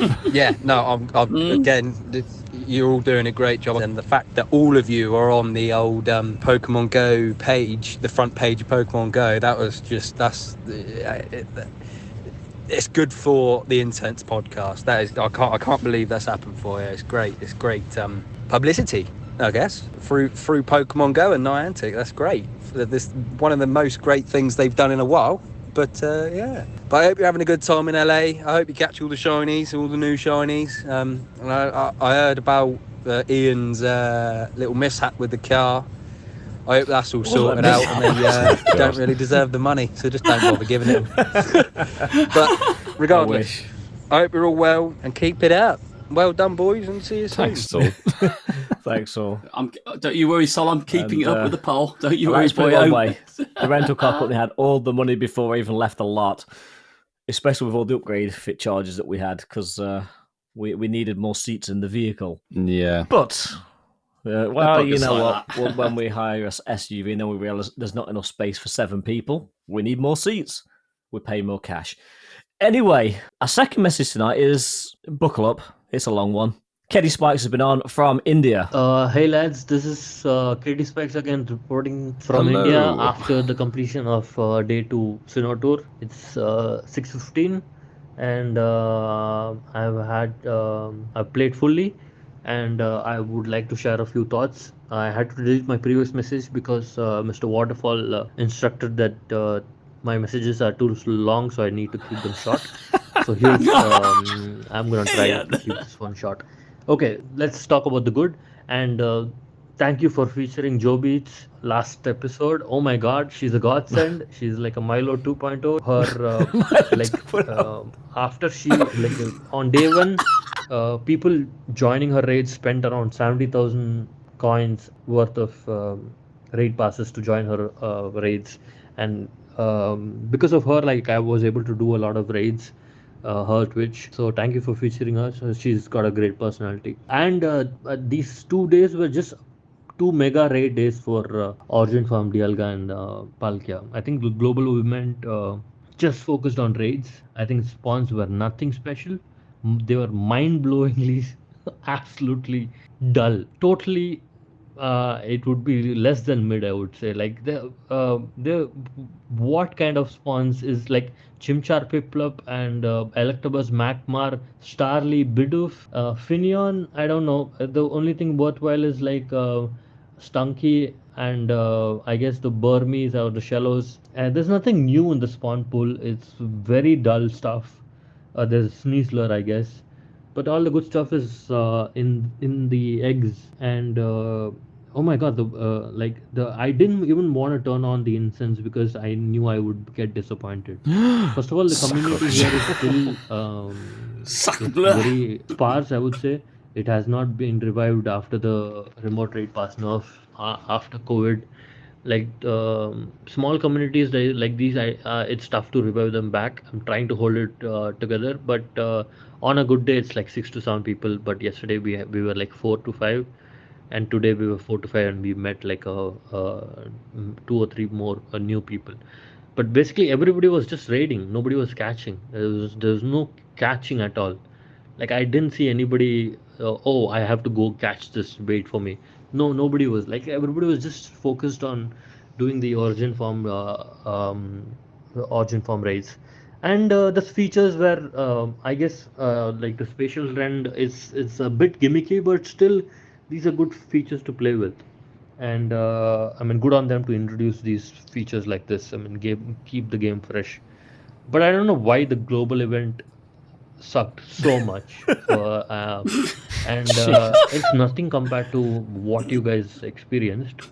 I know you guys need to be like, they need to keep the main event more exclusive, and the global event is mostly like this for all events, even the Go Fest or the previous tours. But it hasn't been this bad. I think you guys already explained this when you were talking about the global event, that the spawn pool, like Sinnoh spawn pool, is pretty lackluster. So I don't know if they could have done anything, but they could have made it a little bit more spicier for like to entice people to come and spend, because it's already it's just tropics here. You guys have it cold, we guys have it warm. It's for almost 40 degrees once the day starts. So we were actually, I mean, the phone's heating up, and your like the phone doesn't charge when it's heating up. You have to carry a bottle of water. You play for 6 to 7 hours a day. So people need more. I would say people need more spiciness, more goodies for to come out and risk their health basically, and spend the whole weekend playing this game. They need more stuff to come out. I don't know how Niantic is gonna manage expectations. I didn't have any. Like the moment I saw the spawn pool, I knew it would be more raid focused, and I like my style of play even started like our style of play just changed in the first 2 hours itself, because we saw the spawn pool and everything good was spawning very less, and we mostly had the community day spawns repeatedly spawning around us. So yeah, that was the bad stuff again. And the ticket prices are still competitive, I would say. Again, as you know, currency exchange rates, after the failing of the Indian rupee against the dollar, Niantic slashed prices, and right now are, for example, the dollar community day research is usually, if it's 1 quid there, it's 0.3 quid here, it's $0.3. So, and the raid tickets or the egg hatch tickets is 149 rupees, which comes around $1.5 as opposed to $5 there. It's still like competitive, but I spent this is the first time I'm spending a lot of money on remote raids after the remote raids got nerfed. This is the first time I'm doing it, and when you run through those passes, that coin balance goes so, like, it goes down so fast, like you can't even expect it. Before you know it, it's gone. So I spent around 2,000 rupees, I would say, on this event, which is equal to a good dinner for two at a very nice restaurant, which is still costly, I would say. So I mean, India is a huge market that they need to appeal to. So they need to make it more appealing for Indian players to get into this game, and make it more enticing for them, for the regular average Indian player. Because if they want us to spend money, they need to make it worth it. But I had my expectations managed, and I don't know. I had one Hundo Palkia, 2 Dialga shinies, and 1 Stunky shiny. That's it. That's all my worthy catches, and I'm happy with it. Actually, I'm satisfied. It was a good day. I would still say it was it was a success for me, because I got to interact with my community and listen to you guys, actually. And thank you guys once again. I love what you do. Keep up the great work. I think that's a lovely short message there. Appreciate it. I wonder how long the original one was. Yeah. Thanks for sending it in, mate. Thank you. We do appreciate it. Yeah, congrats on the catches. Yeah. And you're right. The indie market is a massive market. So yeah. I don't know what they could do to make it spicier, given what the spawn pool is. This is the... Add some more chilies. Maybe. Speaking of chilies, Pen Pal Simon's been on. Oh, no. That's a terrible segue. Ian. Hello, it's Pen Pal Simon here. I'm popping up to answer the pertinent question on everybody's lips, which is, how did Pen Pal Simon get on at Global Sinnoh Tour? I had thanks for asking, by the way. I had a good time. It was actually Barbara's birthday on the Saturday, and I thought, where can I take her and the family? Somewhere where there'll be tons of Pokemon to catch. So I thought we'd go to Windsor Castle. That was a terrible, terrible mistake, because it's a total dead zone for Pokemoning, really. I mean, there's the odd spawn in there, but once you're in the walls, there's no gyms or anything, no stops even, no POIs. So that was a bit of a bad decision. It's created a slight sense of FOMO. But Windsor itself, very good for Pokemoning. So we did a bit of Pokemoning there, and then went home. Got 3 shinies on the first day, nothing special. Day 2, a bit better, but the weather was awful. So me and Barbara and our friend Matt went out all day, grinded the event, got a few more shinies, did some raids with big raid groups in Victoria Park in Portsmouth. Managed to avoid having to talk to anyone in the community, but I do love you all, guys. I know some of you listen to this. All in all, I had a wonderful time, and I just wanted to say that I have just enjoyed listening to the LA show, and my lifetime ambition is to one day get to play Chasing the Tail, Tails to chase it, Chasing the Tail live with you all. I practice sometimes on my own. I never really get past Bulbasaur. Careful then. Okay, well, bye. Thanks, Simon. I'm sending that in. I love the fact he used the 2 words in one sentence, Pokemoning and grinding. I think that's just fantastic. Well, PayPal Simon, if you come to the European or American Go Fests this year, I'm sure you'll be able to find us for a live game of some description. Yes, and the baseball cap for the dub, for sure. Or a fridge magnet if you lose. As always, thank you so much, everybody, for those WhatsApp messages, despite how long some of them are. But we always say we want to get extra voices on this show. Nice. We do. Thank you for sending them in. I have to say, I think that is Sinnoh Tour very much complete, wrapped up.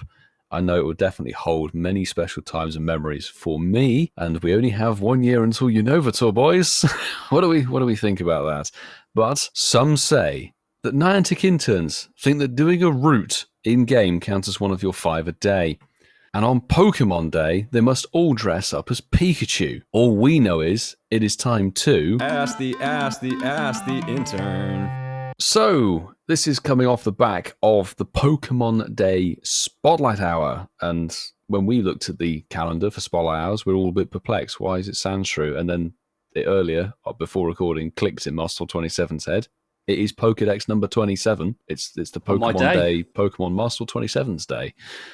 However, at the time of recording this, 13 hours ago, boys, there were some interesting things posted on Niantic support. Twofold from the Spotlight Hour. First up, trainers. We've received reports that Pikachu appeared in the Spotlight Hour earlier today. This has been fixed. Spotlight Hour will now only be featuring Sandshrew and the Lowland Sandshrew. So those folks in the earliest time zones got a Pikachu Spotlight Hour instead. I hope you enjoyed that in Chibati Island. Chibati Island, let us know how it was. Probably better, to be fair, isn't it? Probably better. Don't say that. That's Nick's favourite Pokemon. Sorry. Oh my goodness. However, boys, the most prominent issue is the following. Nice. So, trainers, we identified that today's Spotlight Hour bonus information on our website was incorrect. Trainers will gain more Candy XL, not rare Candy XL, when transferring Pokemon. We apologise for the inconvenience. No, I was thinking about this. When we did the season launch and we talked about the Spotlights, I can't remember saying rare Candy XL. I think we glossed over it. I don't know if we were reading off of the we infographic. might have Maybe been, the infographic was yeah. different. But what people were saying is that blog It's been up post there 3 months. with it's Oh, been up no, there 1 month. Yeah. Well, 1 month. for a yeah, month. It's been up there for February, 4 yeah. weeks. And I've seen people posting their DMs to Niantic support or whatever who'd queried about it being rare XL candy, not regular Candy XL. And they'd had confirmation that it would be rare XL candy. And then they suddenly turn and go, oh, that was a bad one. Whoops. Jesus, really? I mean, the thing is, they would have only been aware of that being incorrect because people have said to them, hey, I'm not getting any rare Candy XL from transferring stuff tonight. So it clearly went through a bunch of time zones before Niantic went, oops. Yeah, I mean, there's one comment here from Miroslav Kulko. So, is this a joke? I explicitly asked about this and you confirmed the rare Candy XL. What a nonsense of a company. And they have put like screenshots of the chat on there and the confirmation it is rare Candy XL. It's a schoolboy error, isn't it? I mean, a month. It really is. Who's proofreading these releases? Well, clearly nobody. I mean, I'd love to read this one. It's just on point. JRE Seawall says, I feel so bad for the social media folks that have to try and keep up with Niantic's buffoonery. And it's so right, because the poor people who are dealing with the support account aren't at fault here. It's the blithering idiot who wrote the post and said, yeah, sure, that's whatever. True. Conversely, Comedian 2008 says, did anyone actually expect rare Candy XL? Because I just expected a higher chance of XL and assumed that they were misquoted. Well, they probably were, but they really should have got the info right in the first place. I think that's where we were all at, as we just sort of autopiloted and blanked out the rare because it's never been the case before. But if you've written it down, then that's kind of what you're suggesting you're going to get. That's what people expect, yeah. As we said with Sinnoh Tour, Niantic must do better. Yes. Do better. Do better. And there's a great GIF, which I actually can't say out loud, of Fry from Futurama saying 0 days since last. Oh, that one. I remember on something beforehand, I responded to that and said it should be hours, not days. And then they changed it. They said number of hours since last mess up. Nice. Hiccup. But before any further Pokemon Go content can be discussed, I would like to throw this week's Game Lord. Well, it's a bit awkward. It was me, technically, but it's my own show. So I've palmed it off this week to the game host, who was sadly missing during the live LA show. So, Masterful27, take it away. Shiny, happy Pokemon, shiny, happy Pokemon. So, we are jumping right into shiny, happy Pokemon. But we're going to have a little bit of a twist with this one. Usually, we play it until people fall out, and then we're left with a winner. We're going to do 3 rounds, and you boys are going to basically have easy, medium, and hard. And the most points from the 3 rounds will determine who wins. But we're going to just focus on Sinnoh Pokemon for this game. So, Milo, I want to know, what colour is the top of Cranados's head? The shiny would be a nice red. That is correct, Milo. Fabulous shiny. Ian, now, I would like to know, on shiny Pachirisu, what colour is a nice vibrant stripe along its back or its tail and also its ears? I love shiny Pachirisu. It is a beautiful baby pink. That is correct. Lovely. I'm still jealous of your egg hatch. I got 2 of them, by the way. Oh! Wow, it was 1 for me. One's for trade. What's it worth? I'll talk to you afterwards. So, we are going to jump into the second round. Ian, Drifloon, what colour is its nose or the little cross symbol on its face? Oh, it's orange with a blue cross. It's actually yellow, but it does have a blue cross, Ian, so you are correct. Yellow, I meant yellow. Why did I say orange? It's probably because of me. I'm looking a bit Donald Trump. Yeah, I did mean yellow with a blue cross. Good job you got the correct bit you needed. Oh, dearie me, Ian. Very good, very good. So, hot mess tonight. Hot mess. Tech issues and all that. Well, Milo, over to you for the second round. I would like to know, the one that no one really wants to hatch was Badoo or Badoo. Oh, good old Badoo. What colour is its little apron, little flowery bit at the front of it? That's really the only bit that tells you it's a shiny. It goes a nice purple, doesn't it? Obviously, that's correct. It's like, I was even vassing you the answer. Vassing you before, no suspense here. That's a few. That's very true, and that is very true. You have. Right. So we're going to the final round. Milo, I'd like to know, on Chatot, what colour does its beak turn to on the shiny? Oh, God. This is really bad because it's the only shiny... No, it's not the only shiny region I hatched. It's the one I hatched in LA. The beak colour. Is it... I think it's yellow? It goes from red to yellow. Well done, Milo. Goodness for that. Sweat in there, Whitfield. Just a bit. I need some Vassar. Having a little... Me too. Having a little sweat on. Right. So, Ian, I want to know, on Shiny Mime Jr., what colour is the little bobble on top of its head? Oh, my God.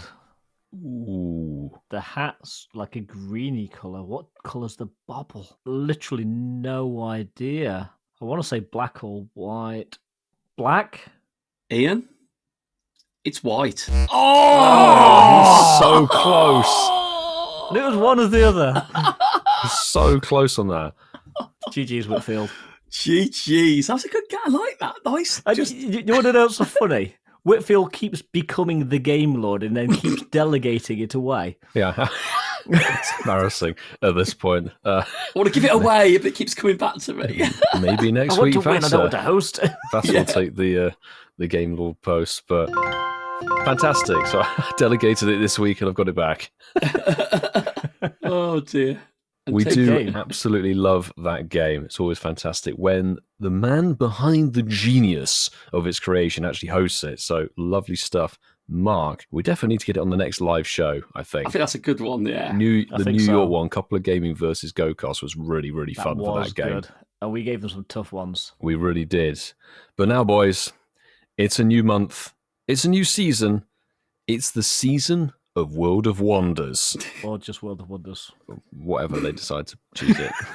It's the news. He is like, no. They dropped the season off, if you've noticed. They've just gone, right, it's the World of Wonders. Okay, fine. Fantastic. Goodness me. Well, yes, the World of Wonders is the new season. We have already started it at this point. The season itself is a 3-month block of time. We should all be fairly familiar with how this runs. It runs from March the 1st at 10 a.m. your local time, all the way to June the 1st at 10 a.m. your local time. And a new season, boys, means a research breakthrough switch up in your 7-day collection medal stamp, whatever you want to call it. These are the Pokemon for the next 3 months you're going to be able to encounter. Hisuian Sneasel, Furfrou, or Goomy. All 3 can be shiny, and then we've really got some bad stuff in this one. Sandygast, Jangmo-o, or Dubwool. Okay, for the PvPers, maybe. That's horrendous. That is horrendous, really. The Furfrou and the Goomy are probably all people are going to want. Furfrou is like a staple of the research it really breakthroughs. is at this point. Sandygast? Really? I don't know. I think we're still scarred from Barcelona, to be honest. Yeah, we really, really are. Well, those are the research breakthroughs for the next 3 months. So probably look forward to seeing Sandygast every single time you open it over the next 3 months. But the headline of this season is the season-long research makes a return. Special research, meet the poison pin Pokemon Poipole. This is an Ultra Beast, boys, and it evolves. In fact, I think it's the only Ultra Beast that evolves. It is. If I'm You not are mistaken. quite correct. This research is available to claim from Friday, March the 1st at 10 a.m. your local time, right through until the end of the season, of course. New parts of the special research will unlock over the course of the season, so make sure to keep an eye on your research tab. How detailed that will be, boys, we don't know. We will know by the time this episode goes. I really hope that they don't have like one stage that says catch a Pokemon. It's going to be like Cosmog, isn't it? Yeah. Complete 3 catches and wait 3 weeks. Fantastic. And evolve it. Forcible evolve, which I will refuse to do. Absolutely. So we are going to have debuts of Shadow Pokemon as well joining us, which is going to be fun during this World of Wonders season. 1-star and 3-star Shadow Raids will be available daily, whilst the 5-star Shadow Raids will take place on Saturdays and Sundays unless otherwise noted. So watch this space. They'll probably put them on a Tuesday afternoon when everyone's not working, between 2 and 3 p.m. anyway. Ooh, but nice. also the beasts are back, but in a shadow form. So Shadow Raikou, Shadow Entei, and Shadow Suicune will leap into 5-star Shadow Raids throughout the World of Wonders. And for the first time in Pokemon Go, you might even encounter shiny ones if you're lucky. Oh, that's beautiful. I'm just glad that we don't have the Kanto birds back for another season. Oh, bro, these were so overdue. Do you know, I looked at when I got my Shadow Raikou from doing the Giovanni battle. It was over 4 years ago. It was February 2020. Was when you could last get a Shadow Raikou, and they've never made a return since. So that's a long time, isn't it? It is You a long forget time. sometimes these things were around, don't you? 2020, bloody hell. Yes, wild. That was before the chesty bug. Yes, exactly. So you might be asking, what is going to be happening in this new season in terms of spawns? Well, I can tell you that in cities, you're going to have the following spawns. Togetic, Milo, calm down, Gardevoir, Delcatty, Gulpin, Stunky, Purloin, Scraggy, and more. Wow. In the forests. Oh, goodness gracious. I thought those were bad, Ian. Sorry. We've got we've got Jumpluff. Oh, goodness. Oh, wow. But no, it does get better, actually, because we've got Absol, LGM, Phantom. Yes. Jupiter, very good. Fermantis as well as, and Poor Me. But there will be more as well, obviously. Not for him. He got 13 Jupiter last year at Go Fest. No more for you, Milo. No, I definitely won't be clicking them. That's okay. Jupiter, yeah? Jupiter, yes. We might be heading up to the mountains, though. There are some good ones in this. So, Macargo, Famfi, that's a nice one. I need that shiny. I still need that one. Nosepass, Medicham, Duskull, Carbink, Noibat, and some more. So you said there were some good ones. Other than Fampi, which were the good ones? That was the one I was referring to. I'm hoping the plural means that and more has stuff in it. Maybe so. Now, my favourite biome, beaches and water. That's why I put you on it. Well, unfortunately, again, there's only one decent one that you're probably going to want to encounter, but you'll be able to encounter Quagsire. Is that and it? Tadbulb, which won't be shiny eligible, and no. Shuckle, Surskit, Clamperl, Inkay. They can all be shiny, but the one that you're probably going to want to hunt, greatest shiny of this batch, is the Clauncher. Awesome. Juicy. Well, we go to the Northern Hemisphere next, which is where we will be residing in. Well, the ones they list are actually all shiny eligible. We've got Hisuian Growlithe, still gracing us after the Sinnoh Tour, which is nice to see. Nakeem will be happy. Mawile will be spawning, which is always a good thing. Bagan, Snivy, Tepig, and Oshawott. And there's a bit of a hunt there for male Litleo, which could potentially be shiny as well. Ooh, okay, still need So one of those. there are more, obviously, as well. In the land down under the southern hemisphere, you might be finding yourself Hisuian Voltorb, Chikorita Cyndaquil Totodile, Skarmory, Larvitar Electrike, and some more. But honestly, the only thing I would want out of that, and I don't need it, is the Hisuian Voltorb. All the others can stay in the southern hemisphere for me. Well, your wish is granted, sir. Very simply. Sorry, people in the southern hemisphere. Moving on to the section of the season that all of us love to hate. The egg pool. Looking fantastic here. The 2 kilometer eggs will have a smattering of things like Togepi, Gothita, Solosis, Larvesta, and Fletchling. And more. Why? Well, if I thought 5 kilometre eggs were a little bit disappointing at Sinnoh Tour, they're equally disappointing for this new season, if I'm being honest with you, because we have Lickitung and Sableye. It seems to be staple spawns in 5 kilometre eggs, to be fair. But you've got Rog and Roller and Squelp in there that can all be shiny, so maybe Squelp's not a bad one. And you've also got Larvesta in there, and more. 7k eggs are just as bad as they usually are. I can't really say anything to make them sound better. So from these, you can expect Alolan Vulpix, Galarian Slowpoke, Galarian Farfetch'd, Paldean Wooper, Galarian Stunfisk, and more. And if you complete a route and get a 7k egg from Mateo at the end, you'll be able to encounter these slightly different mons. Hisuian Growlithe, Paldean Wooper, Hisuian Sneasel, Pawniard, still need one of those, and Vullaby. Again, they can all be shiny. And we go over to the 10 kilometre eggs. These 10 kilometre eggs, there's some familiar faces in there, but we have Larvesta and Frigibax. We've got Charcadet or Charcadet, however it's pronounced. I think so, yeah. Is in there. That's obviously new, which can't be shiny. And we've got the Detonator Goomy that can both be shiny. And I actually need to mention there's Adventure Sync rewards for 10 kilometre eggs as well. They could also give us Dratini, Dino, Goomy, the Turtonator, and Jiang Mo O, and more. Worth noting, though, with the brand new Pokemon Charcadet, that's how we're going to pronounce it from now, well, I certainly will, it can only be encountered after its Pokemon Go debut on March the 11th at 8 p.m. local time. We will be getting into that shortly, but just to quickly round off the Adventure Sync rewards, those 5 kilometre eggs you get from the Adventure Sync rewards will have Gligar, Mantike, Tortuga, Archon, and Phantom, plus a few more in there, so I'd say not the worst selection of eggs at all. However, what's looking a little bit lackluster are the seasonal bonuses. We're waving goodbye to guaranteed trade XL candy and welcoming in increased damage dealt during raids with friends. That's actually just extra if you're doing it. There you go, a bit of extra. What's quite nice, 1 additional free raid pass per day from spinning photo discs at gyms, so 2 free raids per day, which is quite nice. There's also an increased amount of XP for defeating 1 and 3-star raids, including 1 and 3-star shadow raids. So a little bit of an XP boost for those lower level raids. With all that said and done, we also have some STDs that we like to share with our amazing audience. Ooh. Yes, they are save for dates, you naughty people. That's what we're talking about here. There's nothing malicious about our STDs, because March's Community Day is March the 16th.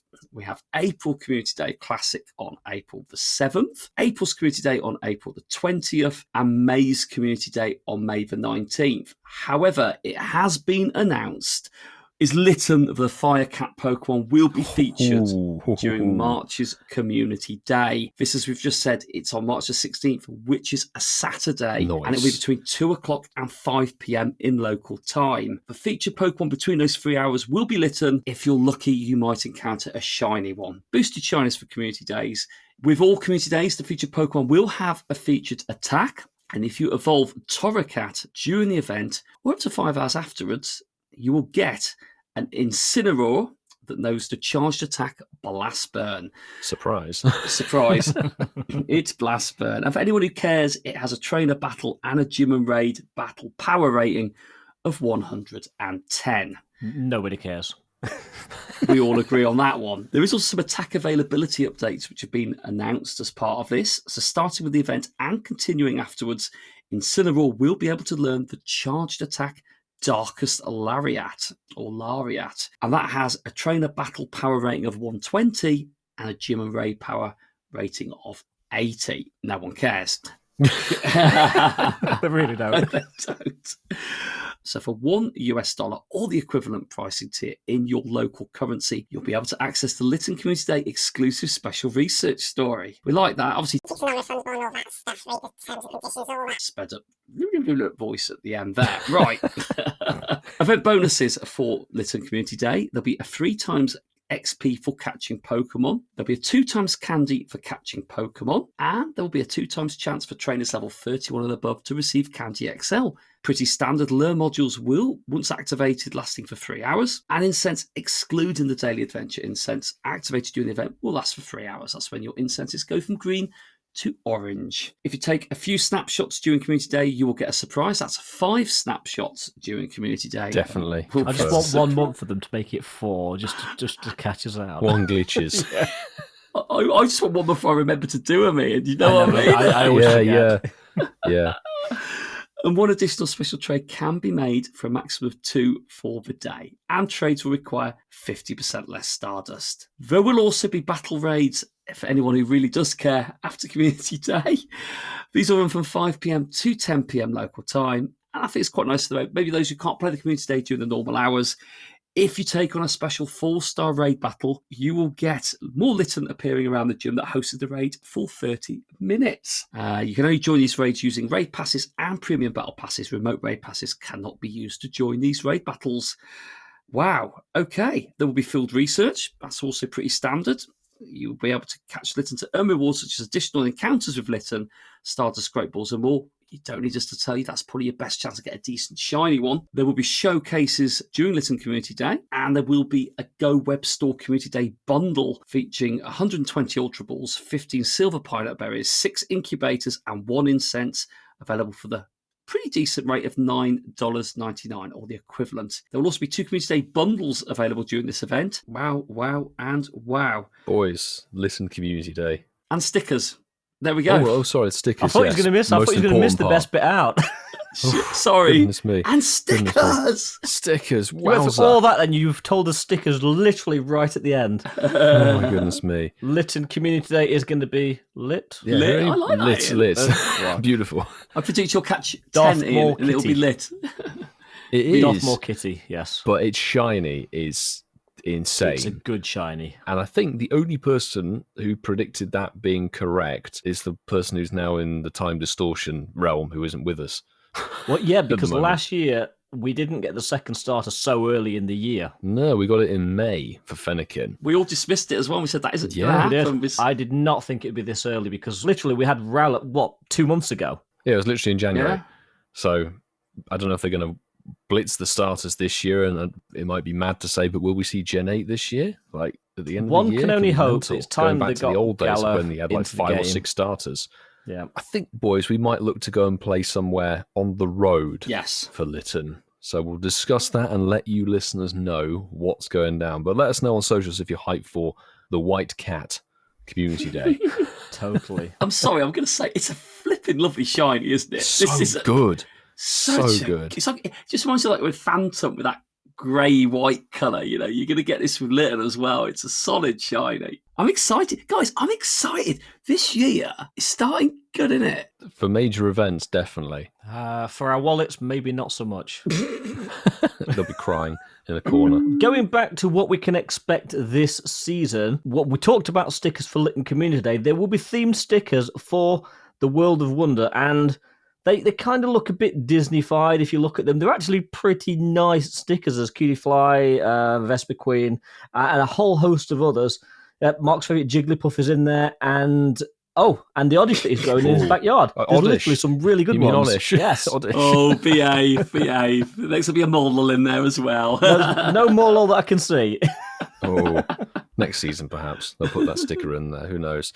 The final piece of this season's puzzle is what has been revealed as the Wonder Ticket, trying to give it a jazzy name. So this is a paid timed research. And I will repeat that, it's a timed research. Thankfully, it seems to be quite a long time. You have the entire season to complete this if you wish to. The Wonder Ticket, you'll be able to purchase it on Friday, March the 1st at 10 a.m. your local time, and it will actually run on through to Friday, June the 14th. So it actually it runs into next season. It runs over the season by 2 weeks, 8 p.m. your local time. So there's plenty of time to get this one done. You can buy it for $9.99 US, or the equivalent in your local currency, and you'll be able to access 3 special research opportunities through the World of Wonders season. As I say here, please note that the timed research expires, so just maybe make a mental note on your calendar or actual just check your Today tab. Yes, or complete it quickly. That might be a good idea. The Wonder Ticket Part 1, obviously covering March, is all we've got at the moment. So celebrate the emergence of Poipole, the Poison Pin Pokemon, with new avatar items and additional timed research rewards. Complete the timed research task to receive the following: a Poipole helmet.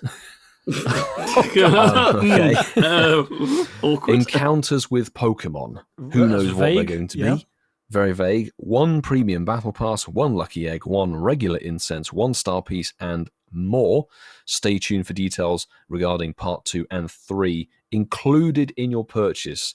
I will say, if you buy it through the web store, that's the Pokemon Go not the web game store the itself. web store, yes. Yep. Exactly, not through the game.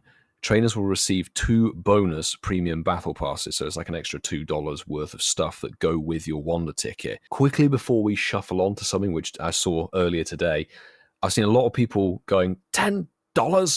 This is ridiculous. I've seen a lot of people kicking off about it, but then if you break down the value of the ticket... I think people are freaking out that it's for 1 month, but it's not. It's for 3 months. Yeah, and there's so $3 $10 over 3 months is actually better than what we had with the Expedition tickets, which were $5 every month. £3 worth of value from that first part, so you're getting the money's worth straight out of the sort of gate. It will be worth buying. It just seems like a lot when you look at $9.99. So hopefully people take it at more than face value. Obviously, it's not a requirement. Poipole, as we said earlier, is not locked behind this paid time research. That is part of the free special research that also runs along for the whole season. I think part of the worry, though, you're buying a ticket pretty much blind. You know what you're getting for the first third of it, but then the next 2 parts... They could give you a grape potion or... Here are 10 pineapple berries. Exactly. They won't do that, but there's always that fear of the unknown, and you are technically buying this ticket blind, which is a bit of a gamble, because not everybody has sort of $10 just to waste on the game. True. Invest in the game, Ian. Invest in the game. Almost in that 1 star piece that you might get. But on the note of Ultra Beasts and that sort of thing, a social media video was put out earlier this week, and it had a nice sort of multi-monitor setup with all of the found footage bits. God, it was 2022 when we last saw those, the end of 2022 November. It was when the Ultra Beast invasion... Arrival, dude. Ultra Beast when Arrival. We were in London and in LA, and they teased Poipole and Nagalol, or whatever it's called. Stack Attacker and Bucephalon. Yeah. Those are the remaining Ultra Beasts, and they teased them again with the same footage, so probably suspect to see those at some point during the season. Debut raid bosses, should I say. But that's the season, or should I say the World of Wonders season brackets. Thoughts, boys? What do we think of this from the outset? Honestly, I find it's very difficult till you start playing it and it's there, and you're starting to enjoy it in the flesh, because with Sinnoh Tour, look great on paper. We had different experiences in playing it. I think with seasons, you learn pretty quickly just from how the game plays where you are, if it's going to be any good. And then the events that coincide with it kind of enhance it or sort of make it worse. But I like the fact that we've got Ultra Beasts coming back. I like the fact we're going to see some new ones, potentially multiple new ones during the season. So that's quite at least exciting. One, because we know one's definitely coming. Definitely. The March, April, May is a fun time in the game for us in the Northern Hemisphere. We're coming out of the cold and into the longer days, as we said before, and I think it's nice when you're playing a game and it's light. Yes. Yes. Yep. Sorry, Southern Hemisphere. Yeah, sorry, Southern Hemisphere. Bad luck. Losers. Losers. But I think, we'll see how it plays off. But for me, from what I can see, I'm quite excited. I'm having a very positive mindset about the game this year, and everything up to this point has actually been pretty good. So I'm excited for this. Yeah, I kind of echo what Mark's saying, that to start with, on paper, it looks very promising. We'll get a true sort of feel for it when it goes live and when the events go live. But you know what? This year has started off pretty good, and if we can build on what we got in Timeless Travels, then I've got a good feeling about this season. And I will also echo that point, shall I say. Some of the things that have been announced, which we're going to talk about right now in March, look pretty insane. And previous batches of the Pokemon Go season that have happened during March, April, May have typically been the deadest seasons for some reason. We've had Season of Alola, and I forget what the one was in 2023, honestly. They were pretty mediocre. This one seems to be going out of the gate running. Really, really good stuff. I am a huge fan. I'm sold on those Shadow Legendary Beasts from Johto. Those things coming as Shadow Shinies to raids over 3 months is a stellar move. Get people excited for the Shadow raids if they're able to do them, because we don't want Articuno for the 400,000th time. And we'll have to see what else rolls on in World of Wonders. But, boy, shall we talk about this month, March? Well, I think we should, because there's a lot happening in March, a lot. Right now, if you're listening to this on Sunday when the episode drops, you'll have taken part, all being well, in the Charged Up Research Day and hopefully got some of the electric shinies that you've been hunting for. I've certainly been looking for the Joltik and the Helioptile shinies. Yes. And I don't know about you boys. What are your chasers for the one that's just finished? The Helioptile. Holly? Oh, that's a bit weird, wasn't it? Helioptile, and I need another Joltik. So those will be the ones I'll be hunting as well. There we go. So the next event that you can look forward to, starting on March the 5th, so run through to March 11th, it's the Pokemon Horizons, the series celebration event, the 5th of March through to the 11th, 10 till 8 p.m. And this will see the debut of another new Pokemon, Gen 9 Pokemon, Charcadet, along with its evolutions, Armarouge and Ceruledge. Don't forget the Pikachu. A new costume Pokemon will appear during this event. Pikachu wearing Cap's hat. And if you are lucky, they're going back to if you're lucky, you might even encounter a shiny one. Event bonuses for this event will give you 2 times XP for hatching Pokemon, so it's definitely an egg-focused event. And Team Go Rocket Balloons will appear more frequently. Now, speaking of hatching Pokemon, in eggs, well, in 2, 5, and 10k eggs, Charcadet will be in there. Not on its own, there will be the usual pool of Pokemon in those eggs around it. Now, when the event finishes, Charcadet will hatch from 10-kilometer eggs. Smile, you might have a surprise encounter with characters and Pokemon seen in Pokemon Horizons, the series when you take a snapshot during the event. Right, remember that. Take snapshots. Wow. It'd be 5 a day. That'd be 5 for the whole event, I reckon. That'd be interesting to see what we get there. Definitely. And there is also going to be a cheeky featured attack. So Pikachu wearing Cap's hat encountered during the event will know the charged attack Frenzy Plant? Volt Tackle. And Volt Tackle, I'm going to say it before I read it out, no one cares. It will have a trainer battle and gym and raid battle of 90 power, but from the trainer battles, it will decrease defense by 1. What does that even mean by 1 stage? Who cares? We don't do PvP, you're safe. And neither should you.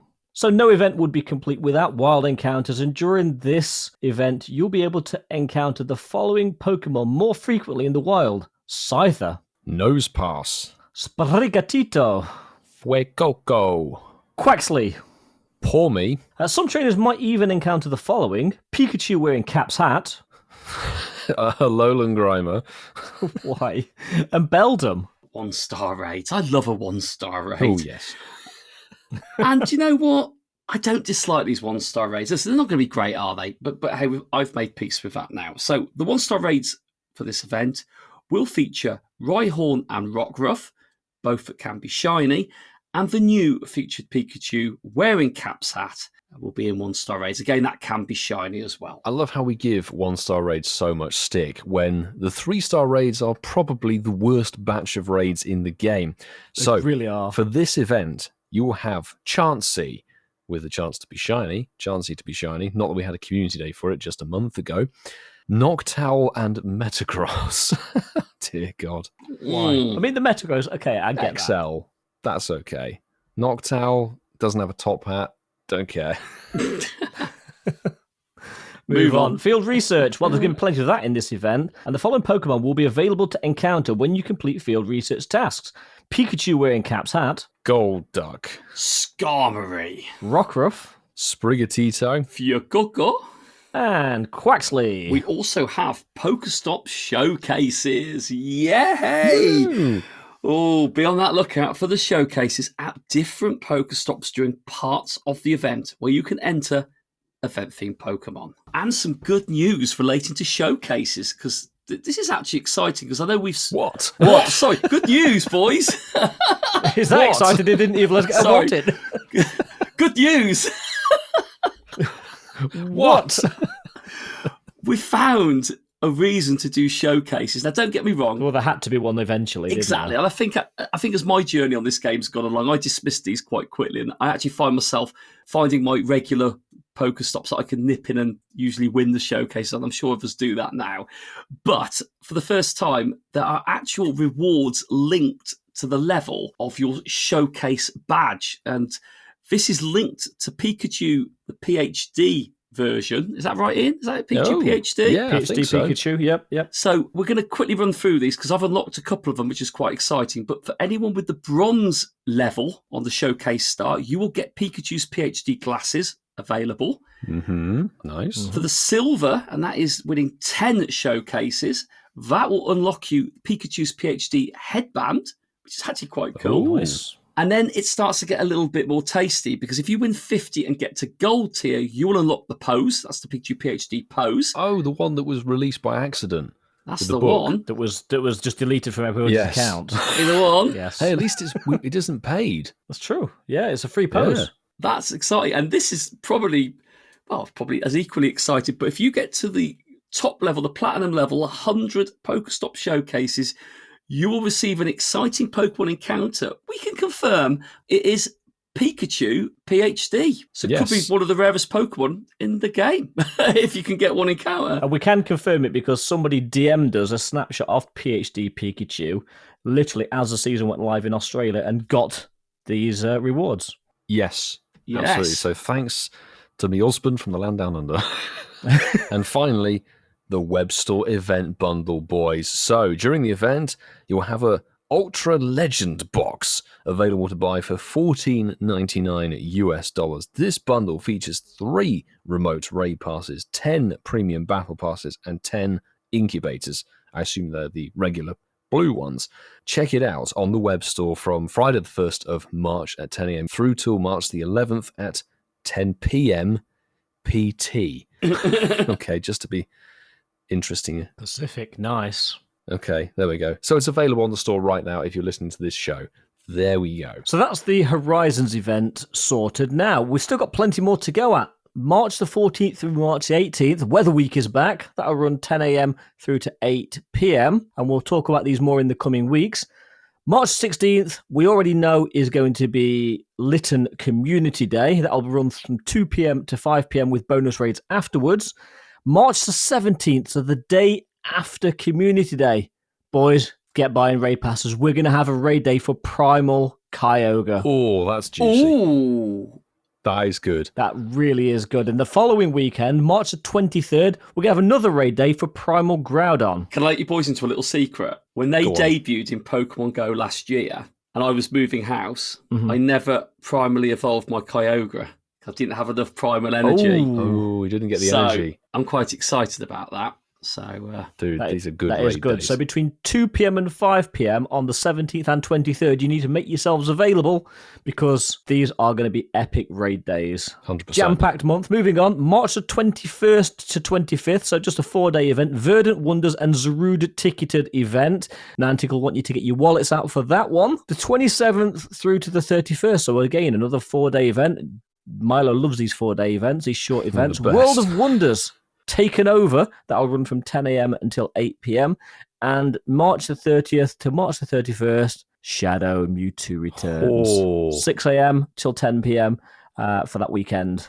What's with all the insane raid events in this month? Like, seriously, it's bonkers. But the Shadow Mewtwo raid is 6 a.m. till 10 p.m. for the weekend, so that isn't going to be a raid day. So that is going to be one where everyone's just going to be bitching that they're not spawning anywhere and they can't get numbers together. Probably, yes. So get your car out if you can do that. And also sort out a crew in advance. I'd love it though, wouldn't you? I mean, again, this wouldn't happen, but hey, no one saw Lytton Community Day happening in March. I'd love it if they announced just before that. We love it. This season's exciting. For the weekend of 30th of March to 31st, we're making Shadow Mewtwo accessible for remote raids, and we've made them unlimited for the whole weekend.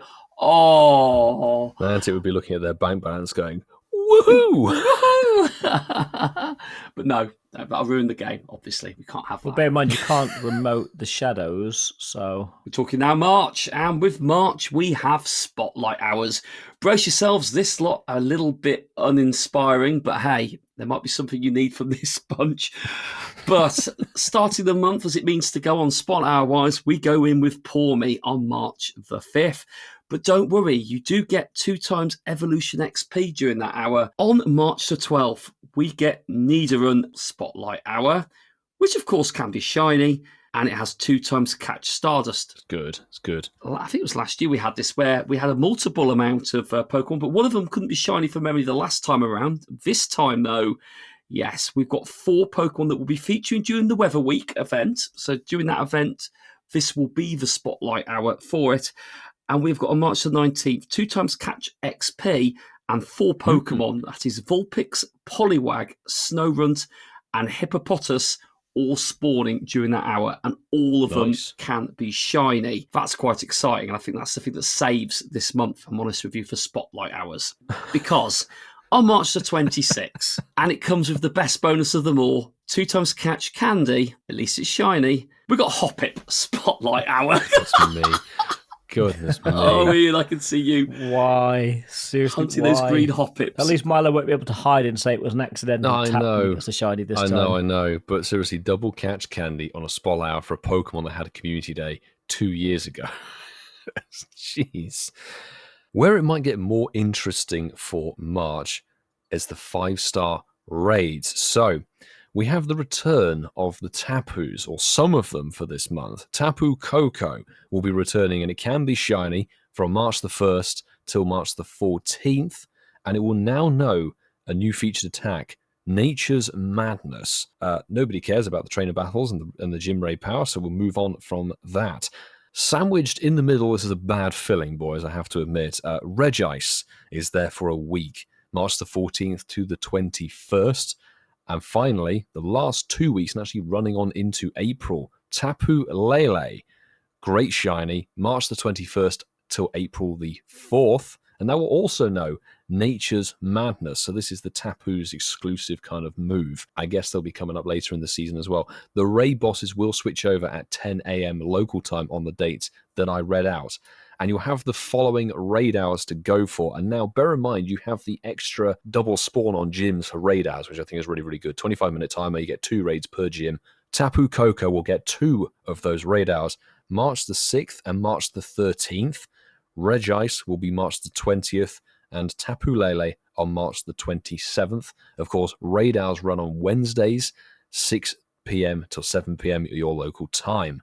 Good luck, people. We also have in March mega raids. We all love a mega raid, and as the mega, absolutely mega connoisseur, as a self-proclaimed mega connoisseur, we've got 3 of them in the month of March. So these start at 10 a.m. and run through to 10 a.m. So they do literally overlap each other. But from March the 1st to March the 14th, we've got Mega Sceptile. From March the 14th to March the 21st, we have Mega Tyranitar. Oh, nice. Tyranitar, that's one I haven't Mega Evolved yet. When no one's raiding Regice, they go Tyranitar. Oh, I feel it. And, actually, this is probably the opposite of your sandwich there, Milo, with Regice in the middle. I think Tyranitar in the middle is actually an appealing sandwich because on the other side, from March the 21st to April the 4th, Mega Venusaur. To end out March's raiding, well, we've already mentioned it earlier in the show, but the Shadow Pokemon that will be appearing during raid battles at weekends in the month of March will be Shadow Raikou. Epic. Epic. That's absolutely fantastic. Of course, apart from the final weekend, which will have Shadow Mewtwo instead. Of course, because that's a raid day. That's A the raid only thing. weekend, yes. Yeah. Yep. But I mean, boys, I thought this when I saw March's content update. Absolutely insane month. I hope the events stack up. Like, we don't really know many details apart from the Pokemon Horizons event thing, but those shadow raids and those raid bosses are very tempting to me. What about you, Marky? I'm happy with it. Like I said, I think we always try and guess what the events are going to be like ahead of time. And I like the fact the calendar looks jam-packed with those and actually some decent weekend events. But all the bits around it, there are things I'll be doing.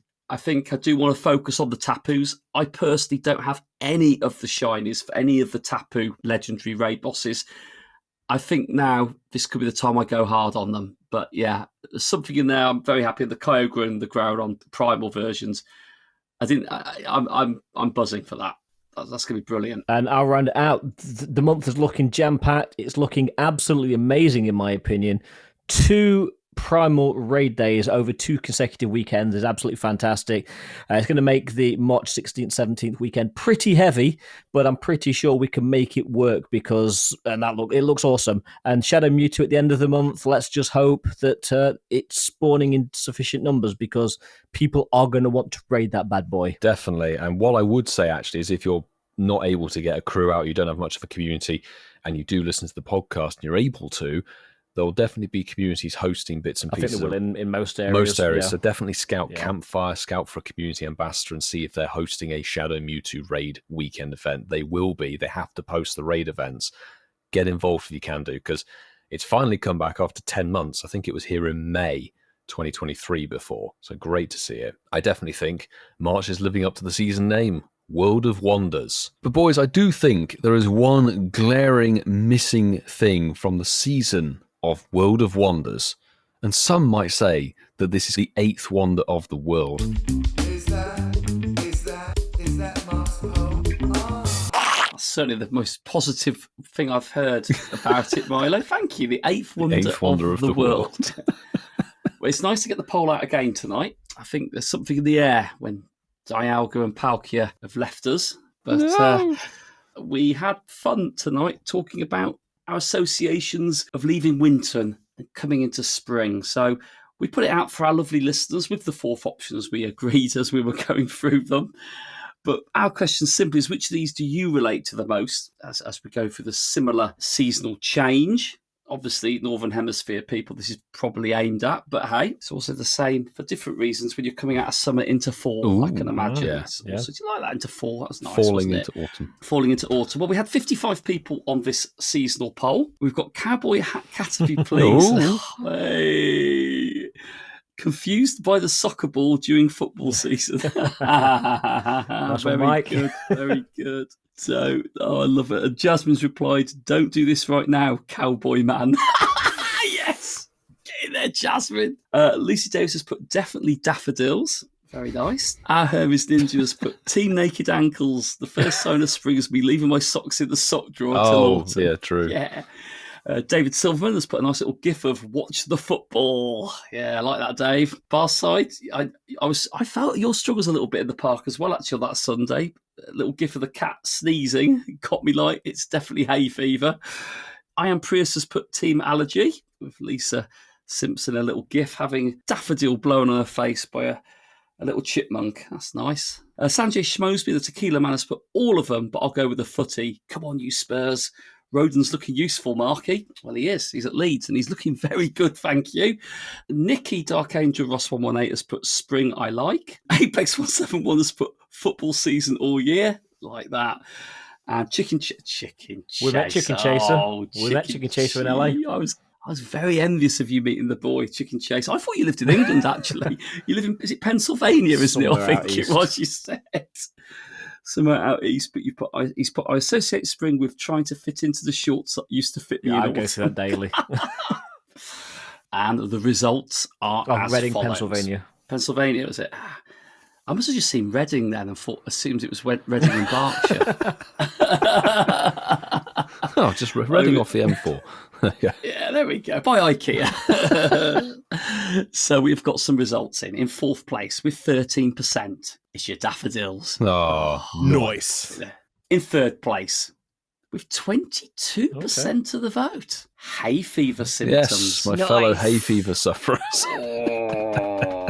In second place with 24% of the vote. Ooh. I'll take that. Football season running. I'll take it. yeah. 1 in 4. We've got some sporty people. It's a mildly popular thing. Mildly. It's a mildly popular thing. It's the second most popular choice on the poll, and good to see that. It was probably the one that most people, if you asked them on the street, would say. Mm-hmm. But with 42% of the vote, we all alluded to it. The night's getting longer, clock's going forward. Yeah, it's the thing that people associate the most as we go into spring from winter. So, well done, Ian. Well done, Ian. Poll master. Poll master. Ian is the poll master. Nice. Poll lord. That's not worth. No, I do not want that title.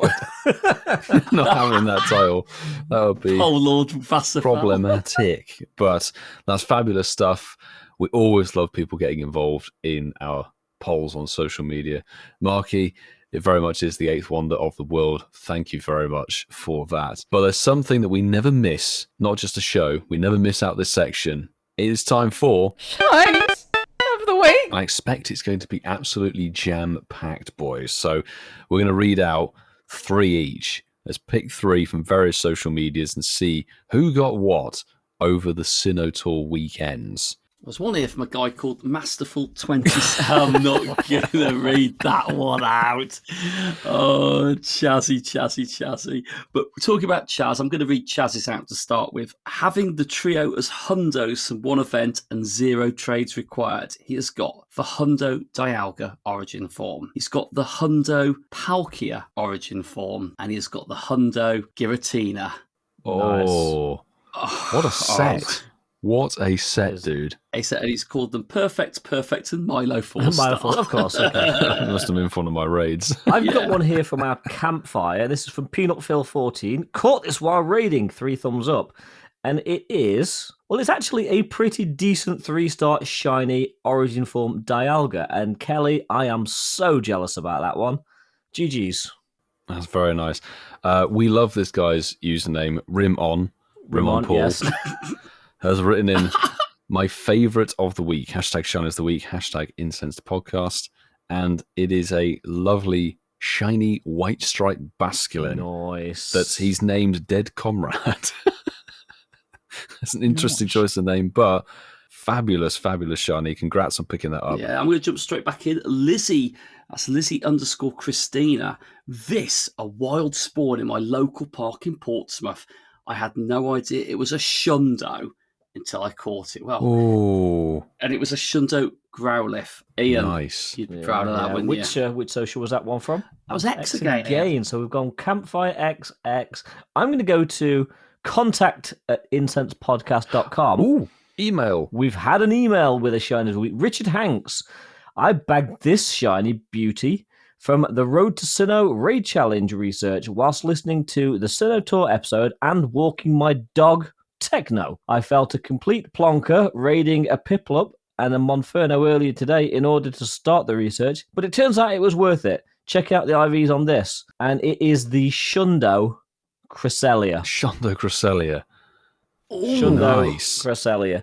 GG's, Richard. That's crazy. There's a little bit more tagged on underneath the screenshot. Keep up the great work, gentlemen. Me and my sons are really looking forward to the Global Sinnoh Tour this weekend. Hope you all have a great time. Well, we did. And may the shiny gods be with you. Take care, Richard, a.k.a. it's Mark's friend Fokie Dokie. Fantastic. That's amazing. I'm going to pull one off of our Instagram. I've actually got a DM here, which is unbelievable, from Leonardo Godroy, I think it is, at Incensed Podcast. The craziest minute of my Sinnoh Tour LA on the Santa Monica Pier. Did the old shiny switcheroo during the space-time anomaly. Didn't get supposed until that Hisuian quillfish, and then seeing that my catcher worked and got me a gibble too. Little broken, but I assume there's a shiny Hisuian quillfish in there and a shiny gibble. Congratulations. There aren't actually any pictures. It's just a written message, but hashtag Shiners of the Week. Thank you for sending through that DM. Well, my third one isn't a flex in the traditional sense, but Path the Great, that is Path the GR8 at the end. I did like yours because I think a lot of people did do similar flexes over the weekend. Does walking 38 kilometres over the weekend count as a flex? Question mark. I think it does, to be fair. Yeah, I think so. There's a lot of big numbers, and I think most people's weekly totals factored in Saturday and Sunday, to be fair. Well done. And my final one of this is from Mike, a.k.a. Nukemz, 98% lucky shiny level 1 stunky. And he got a 98% shiny stunky. Nice, dude. Nicey. One, buddy. That is a good one. I will round this out, and I've got to give my husband from the land down under a shout out. Lachlan. For this one, because I'm immensely jealous of this. Shundo Dialga. Sadly, it didn't get Roar of Time. Hashtag Shiners the Week at Incensed Podcast at Pokemon UK. Can't believe you called the FOMO on this. There's then at GoCast and at Niantic Labs. Please let us Elite TM Roar of Time soon. It'll come eventually. The Shundo Origin form Dialga, which is insane. Second moved it, but it's sitting there without Roar of Time. And you see Milo's just saying all this with gritted teeth. I knew somebody would be there and getting that. I didn't realise it would be my husband. So congrats, but a little tiny commiserations on that one. I'm sure we'll get elite TMs for Roar of Time and Spatial At some Render. point they'll allow us to do it. Probably for GoFest or something I just need to figure like out that. how many Origin forms I need to now delete because I've got like 100 plus in my storage. I have like 350 or so. I'm going to trade every single one of them. There were so many more hashtag Shiners of the Week that we couldn't get around to because obviously so many major events over the last 2 weeks. Thank you to every single one of you who's written in across all of our platforms. We said how you can get in contact at the beginning of the show. Social media, WhatsApp, Campfire, or our email are all a fabulous way to go. We'd love to hear if you've got anything while listening to this episode, number 160. But that is going to wrap up this week. So if you enjoyed the episode and you aren't subscribed to the podcast already, make sure that you do hit the follow plus button so that we're downloaded to your podcast platform immediately when we drop an episode on a Sunday. We've never missed a week and we don't plan on doing so in the future. And finally, a massive thank you to each of our Patreon supporters, all of you on the bronze and silver tiers. Thank you so much. We really do appreciate your contributions towards the show. But a special thank you to all of the gold tier members. Your support means we can push this podcast to be as good as it could possibly be through every episode's creation, through pre, current, and post-production.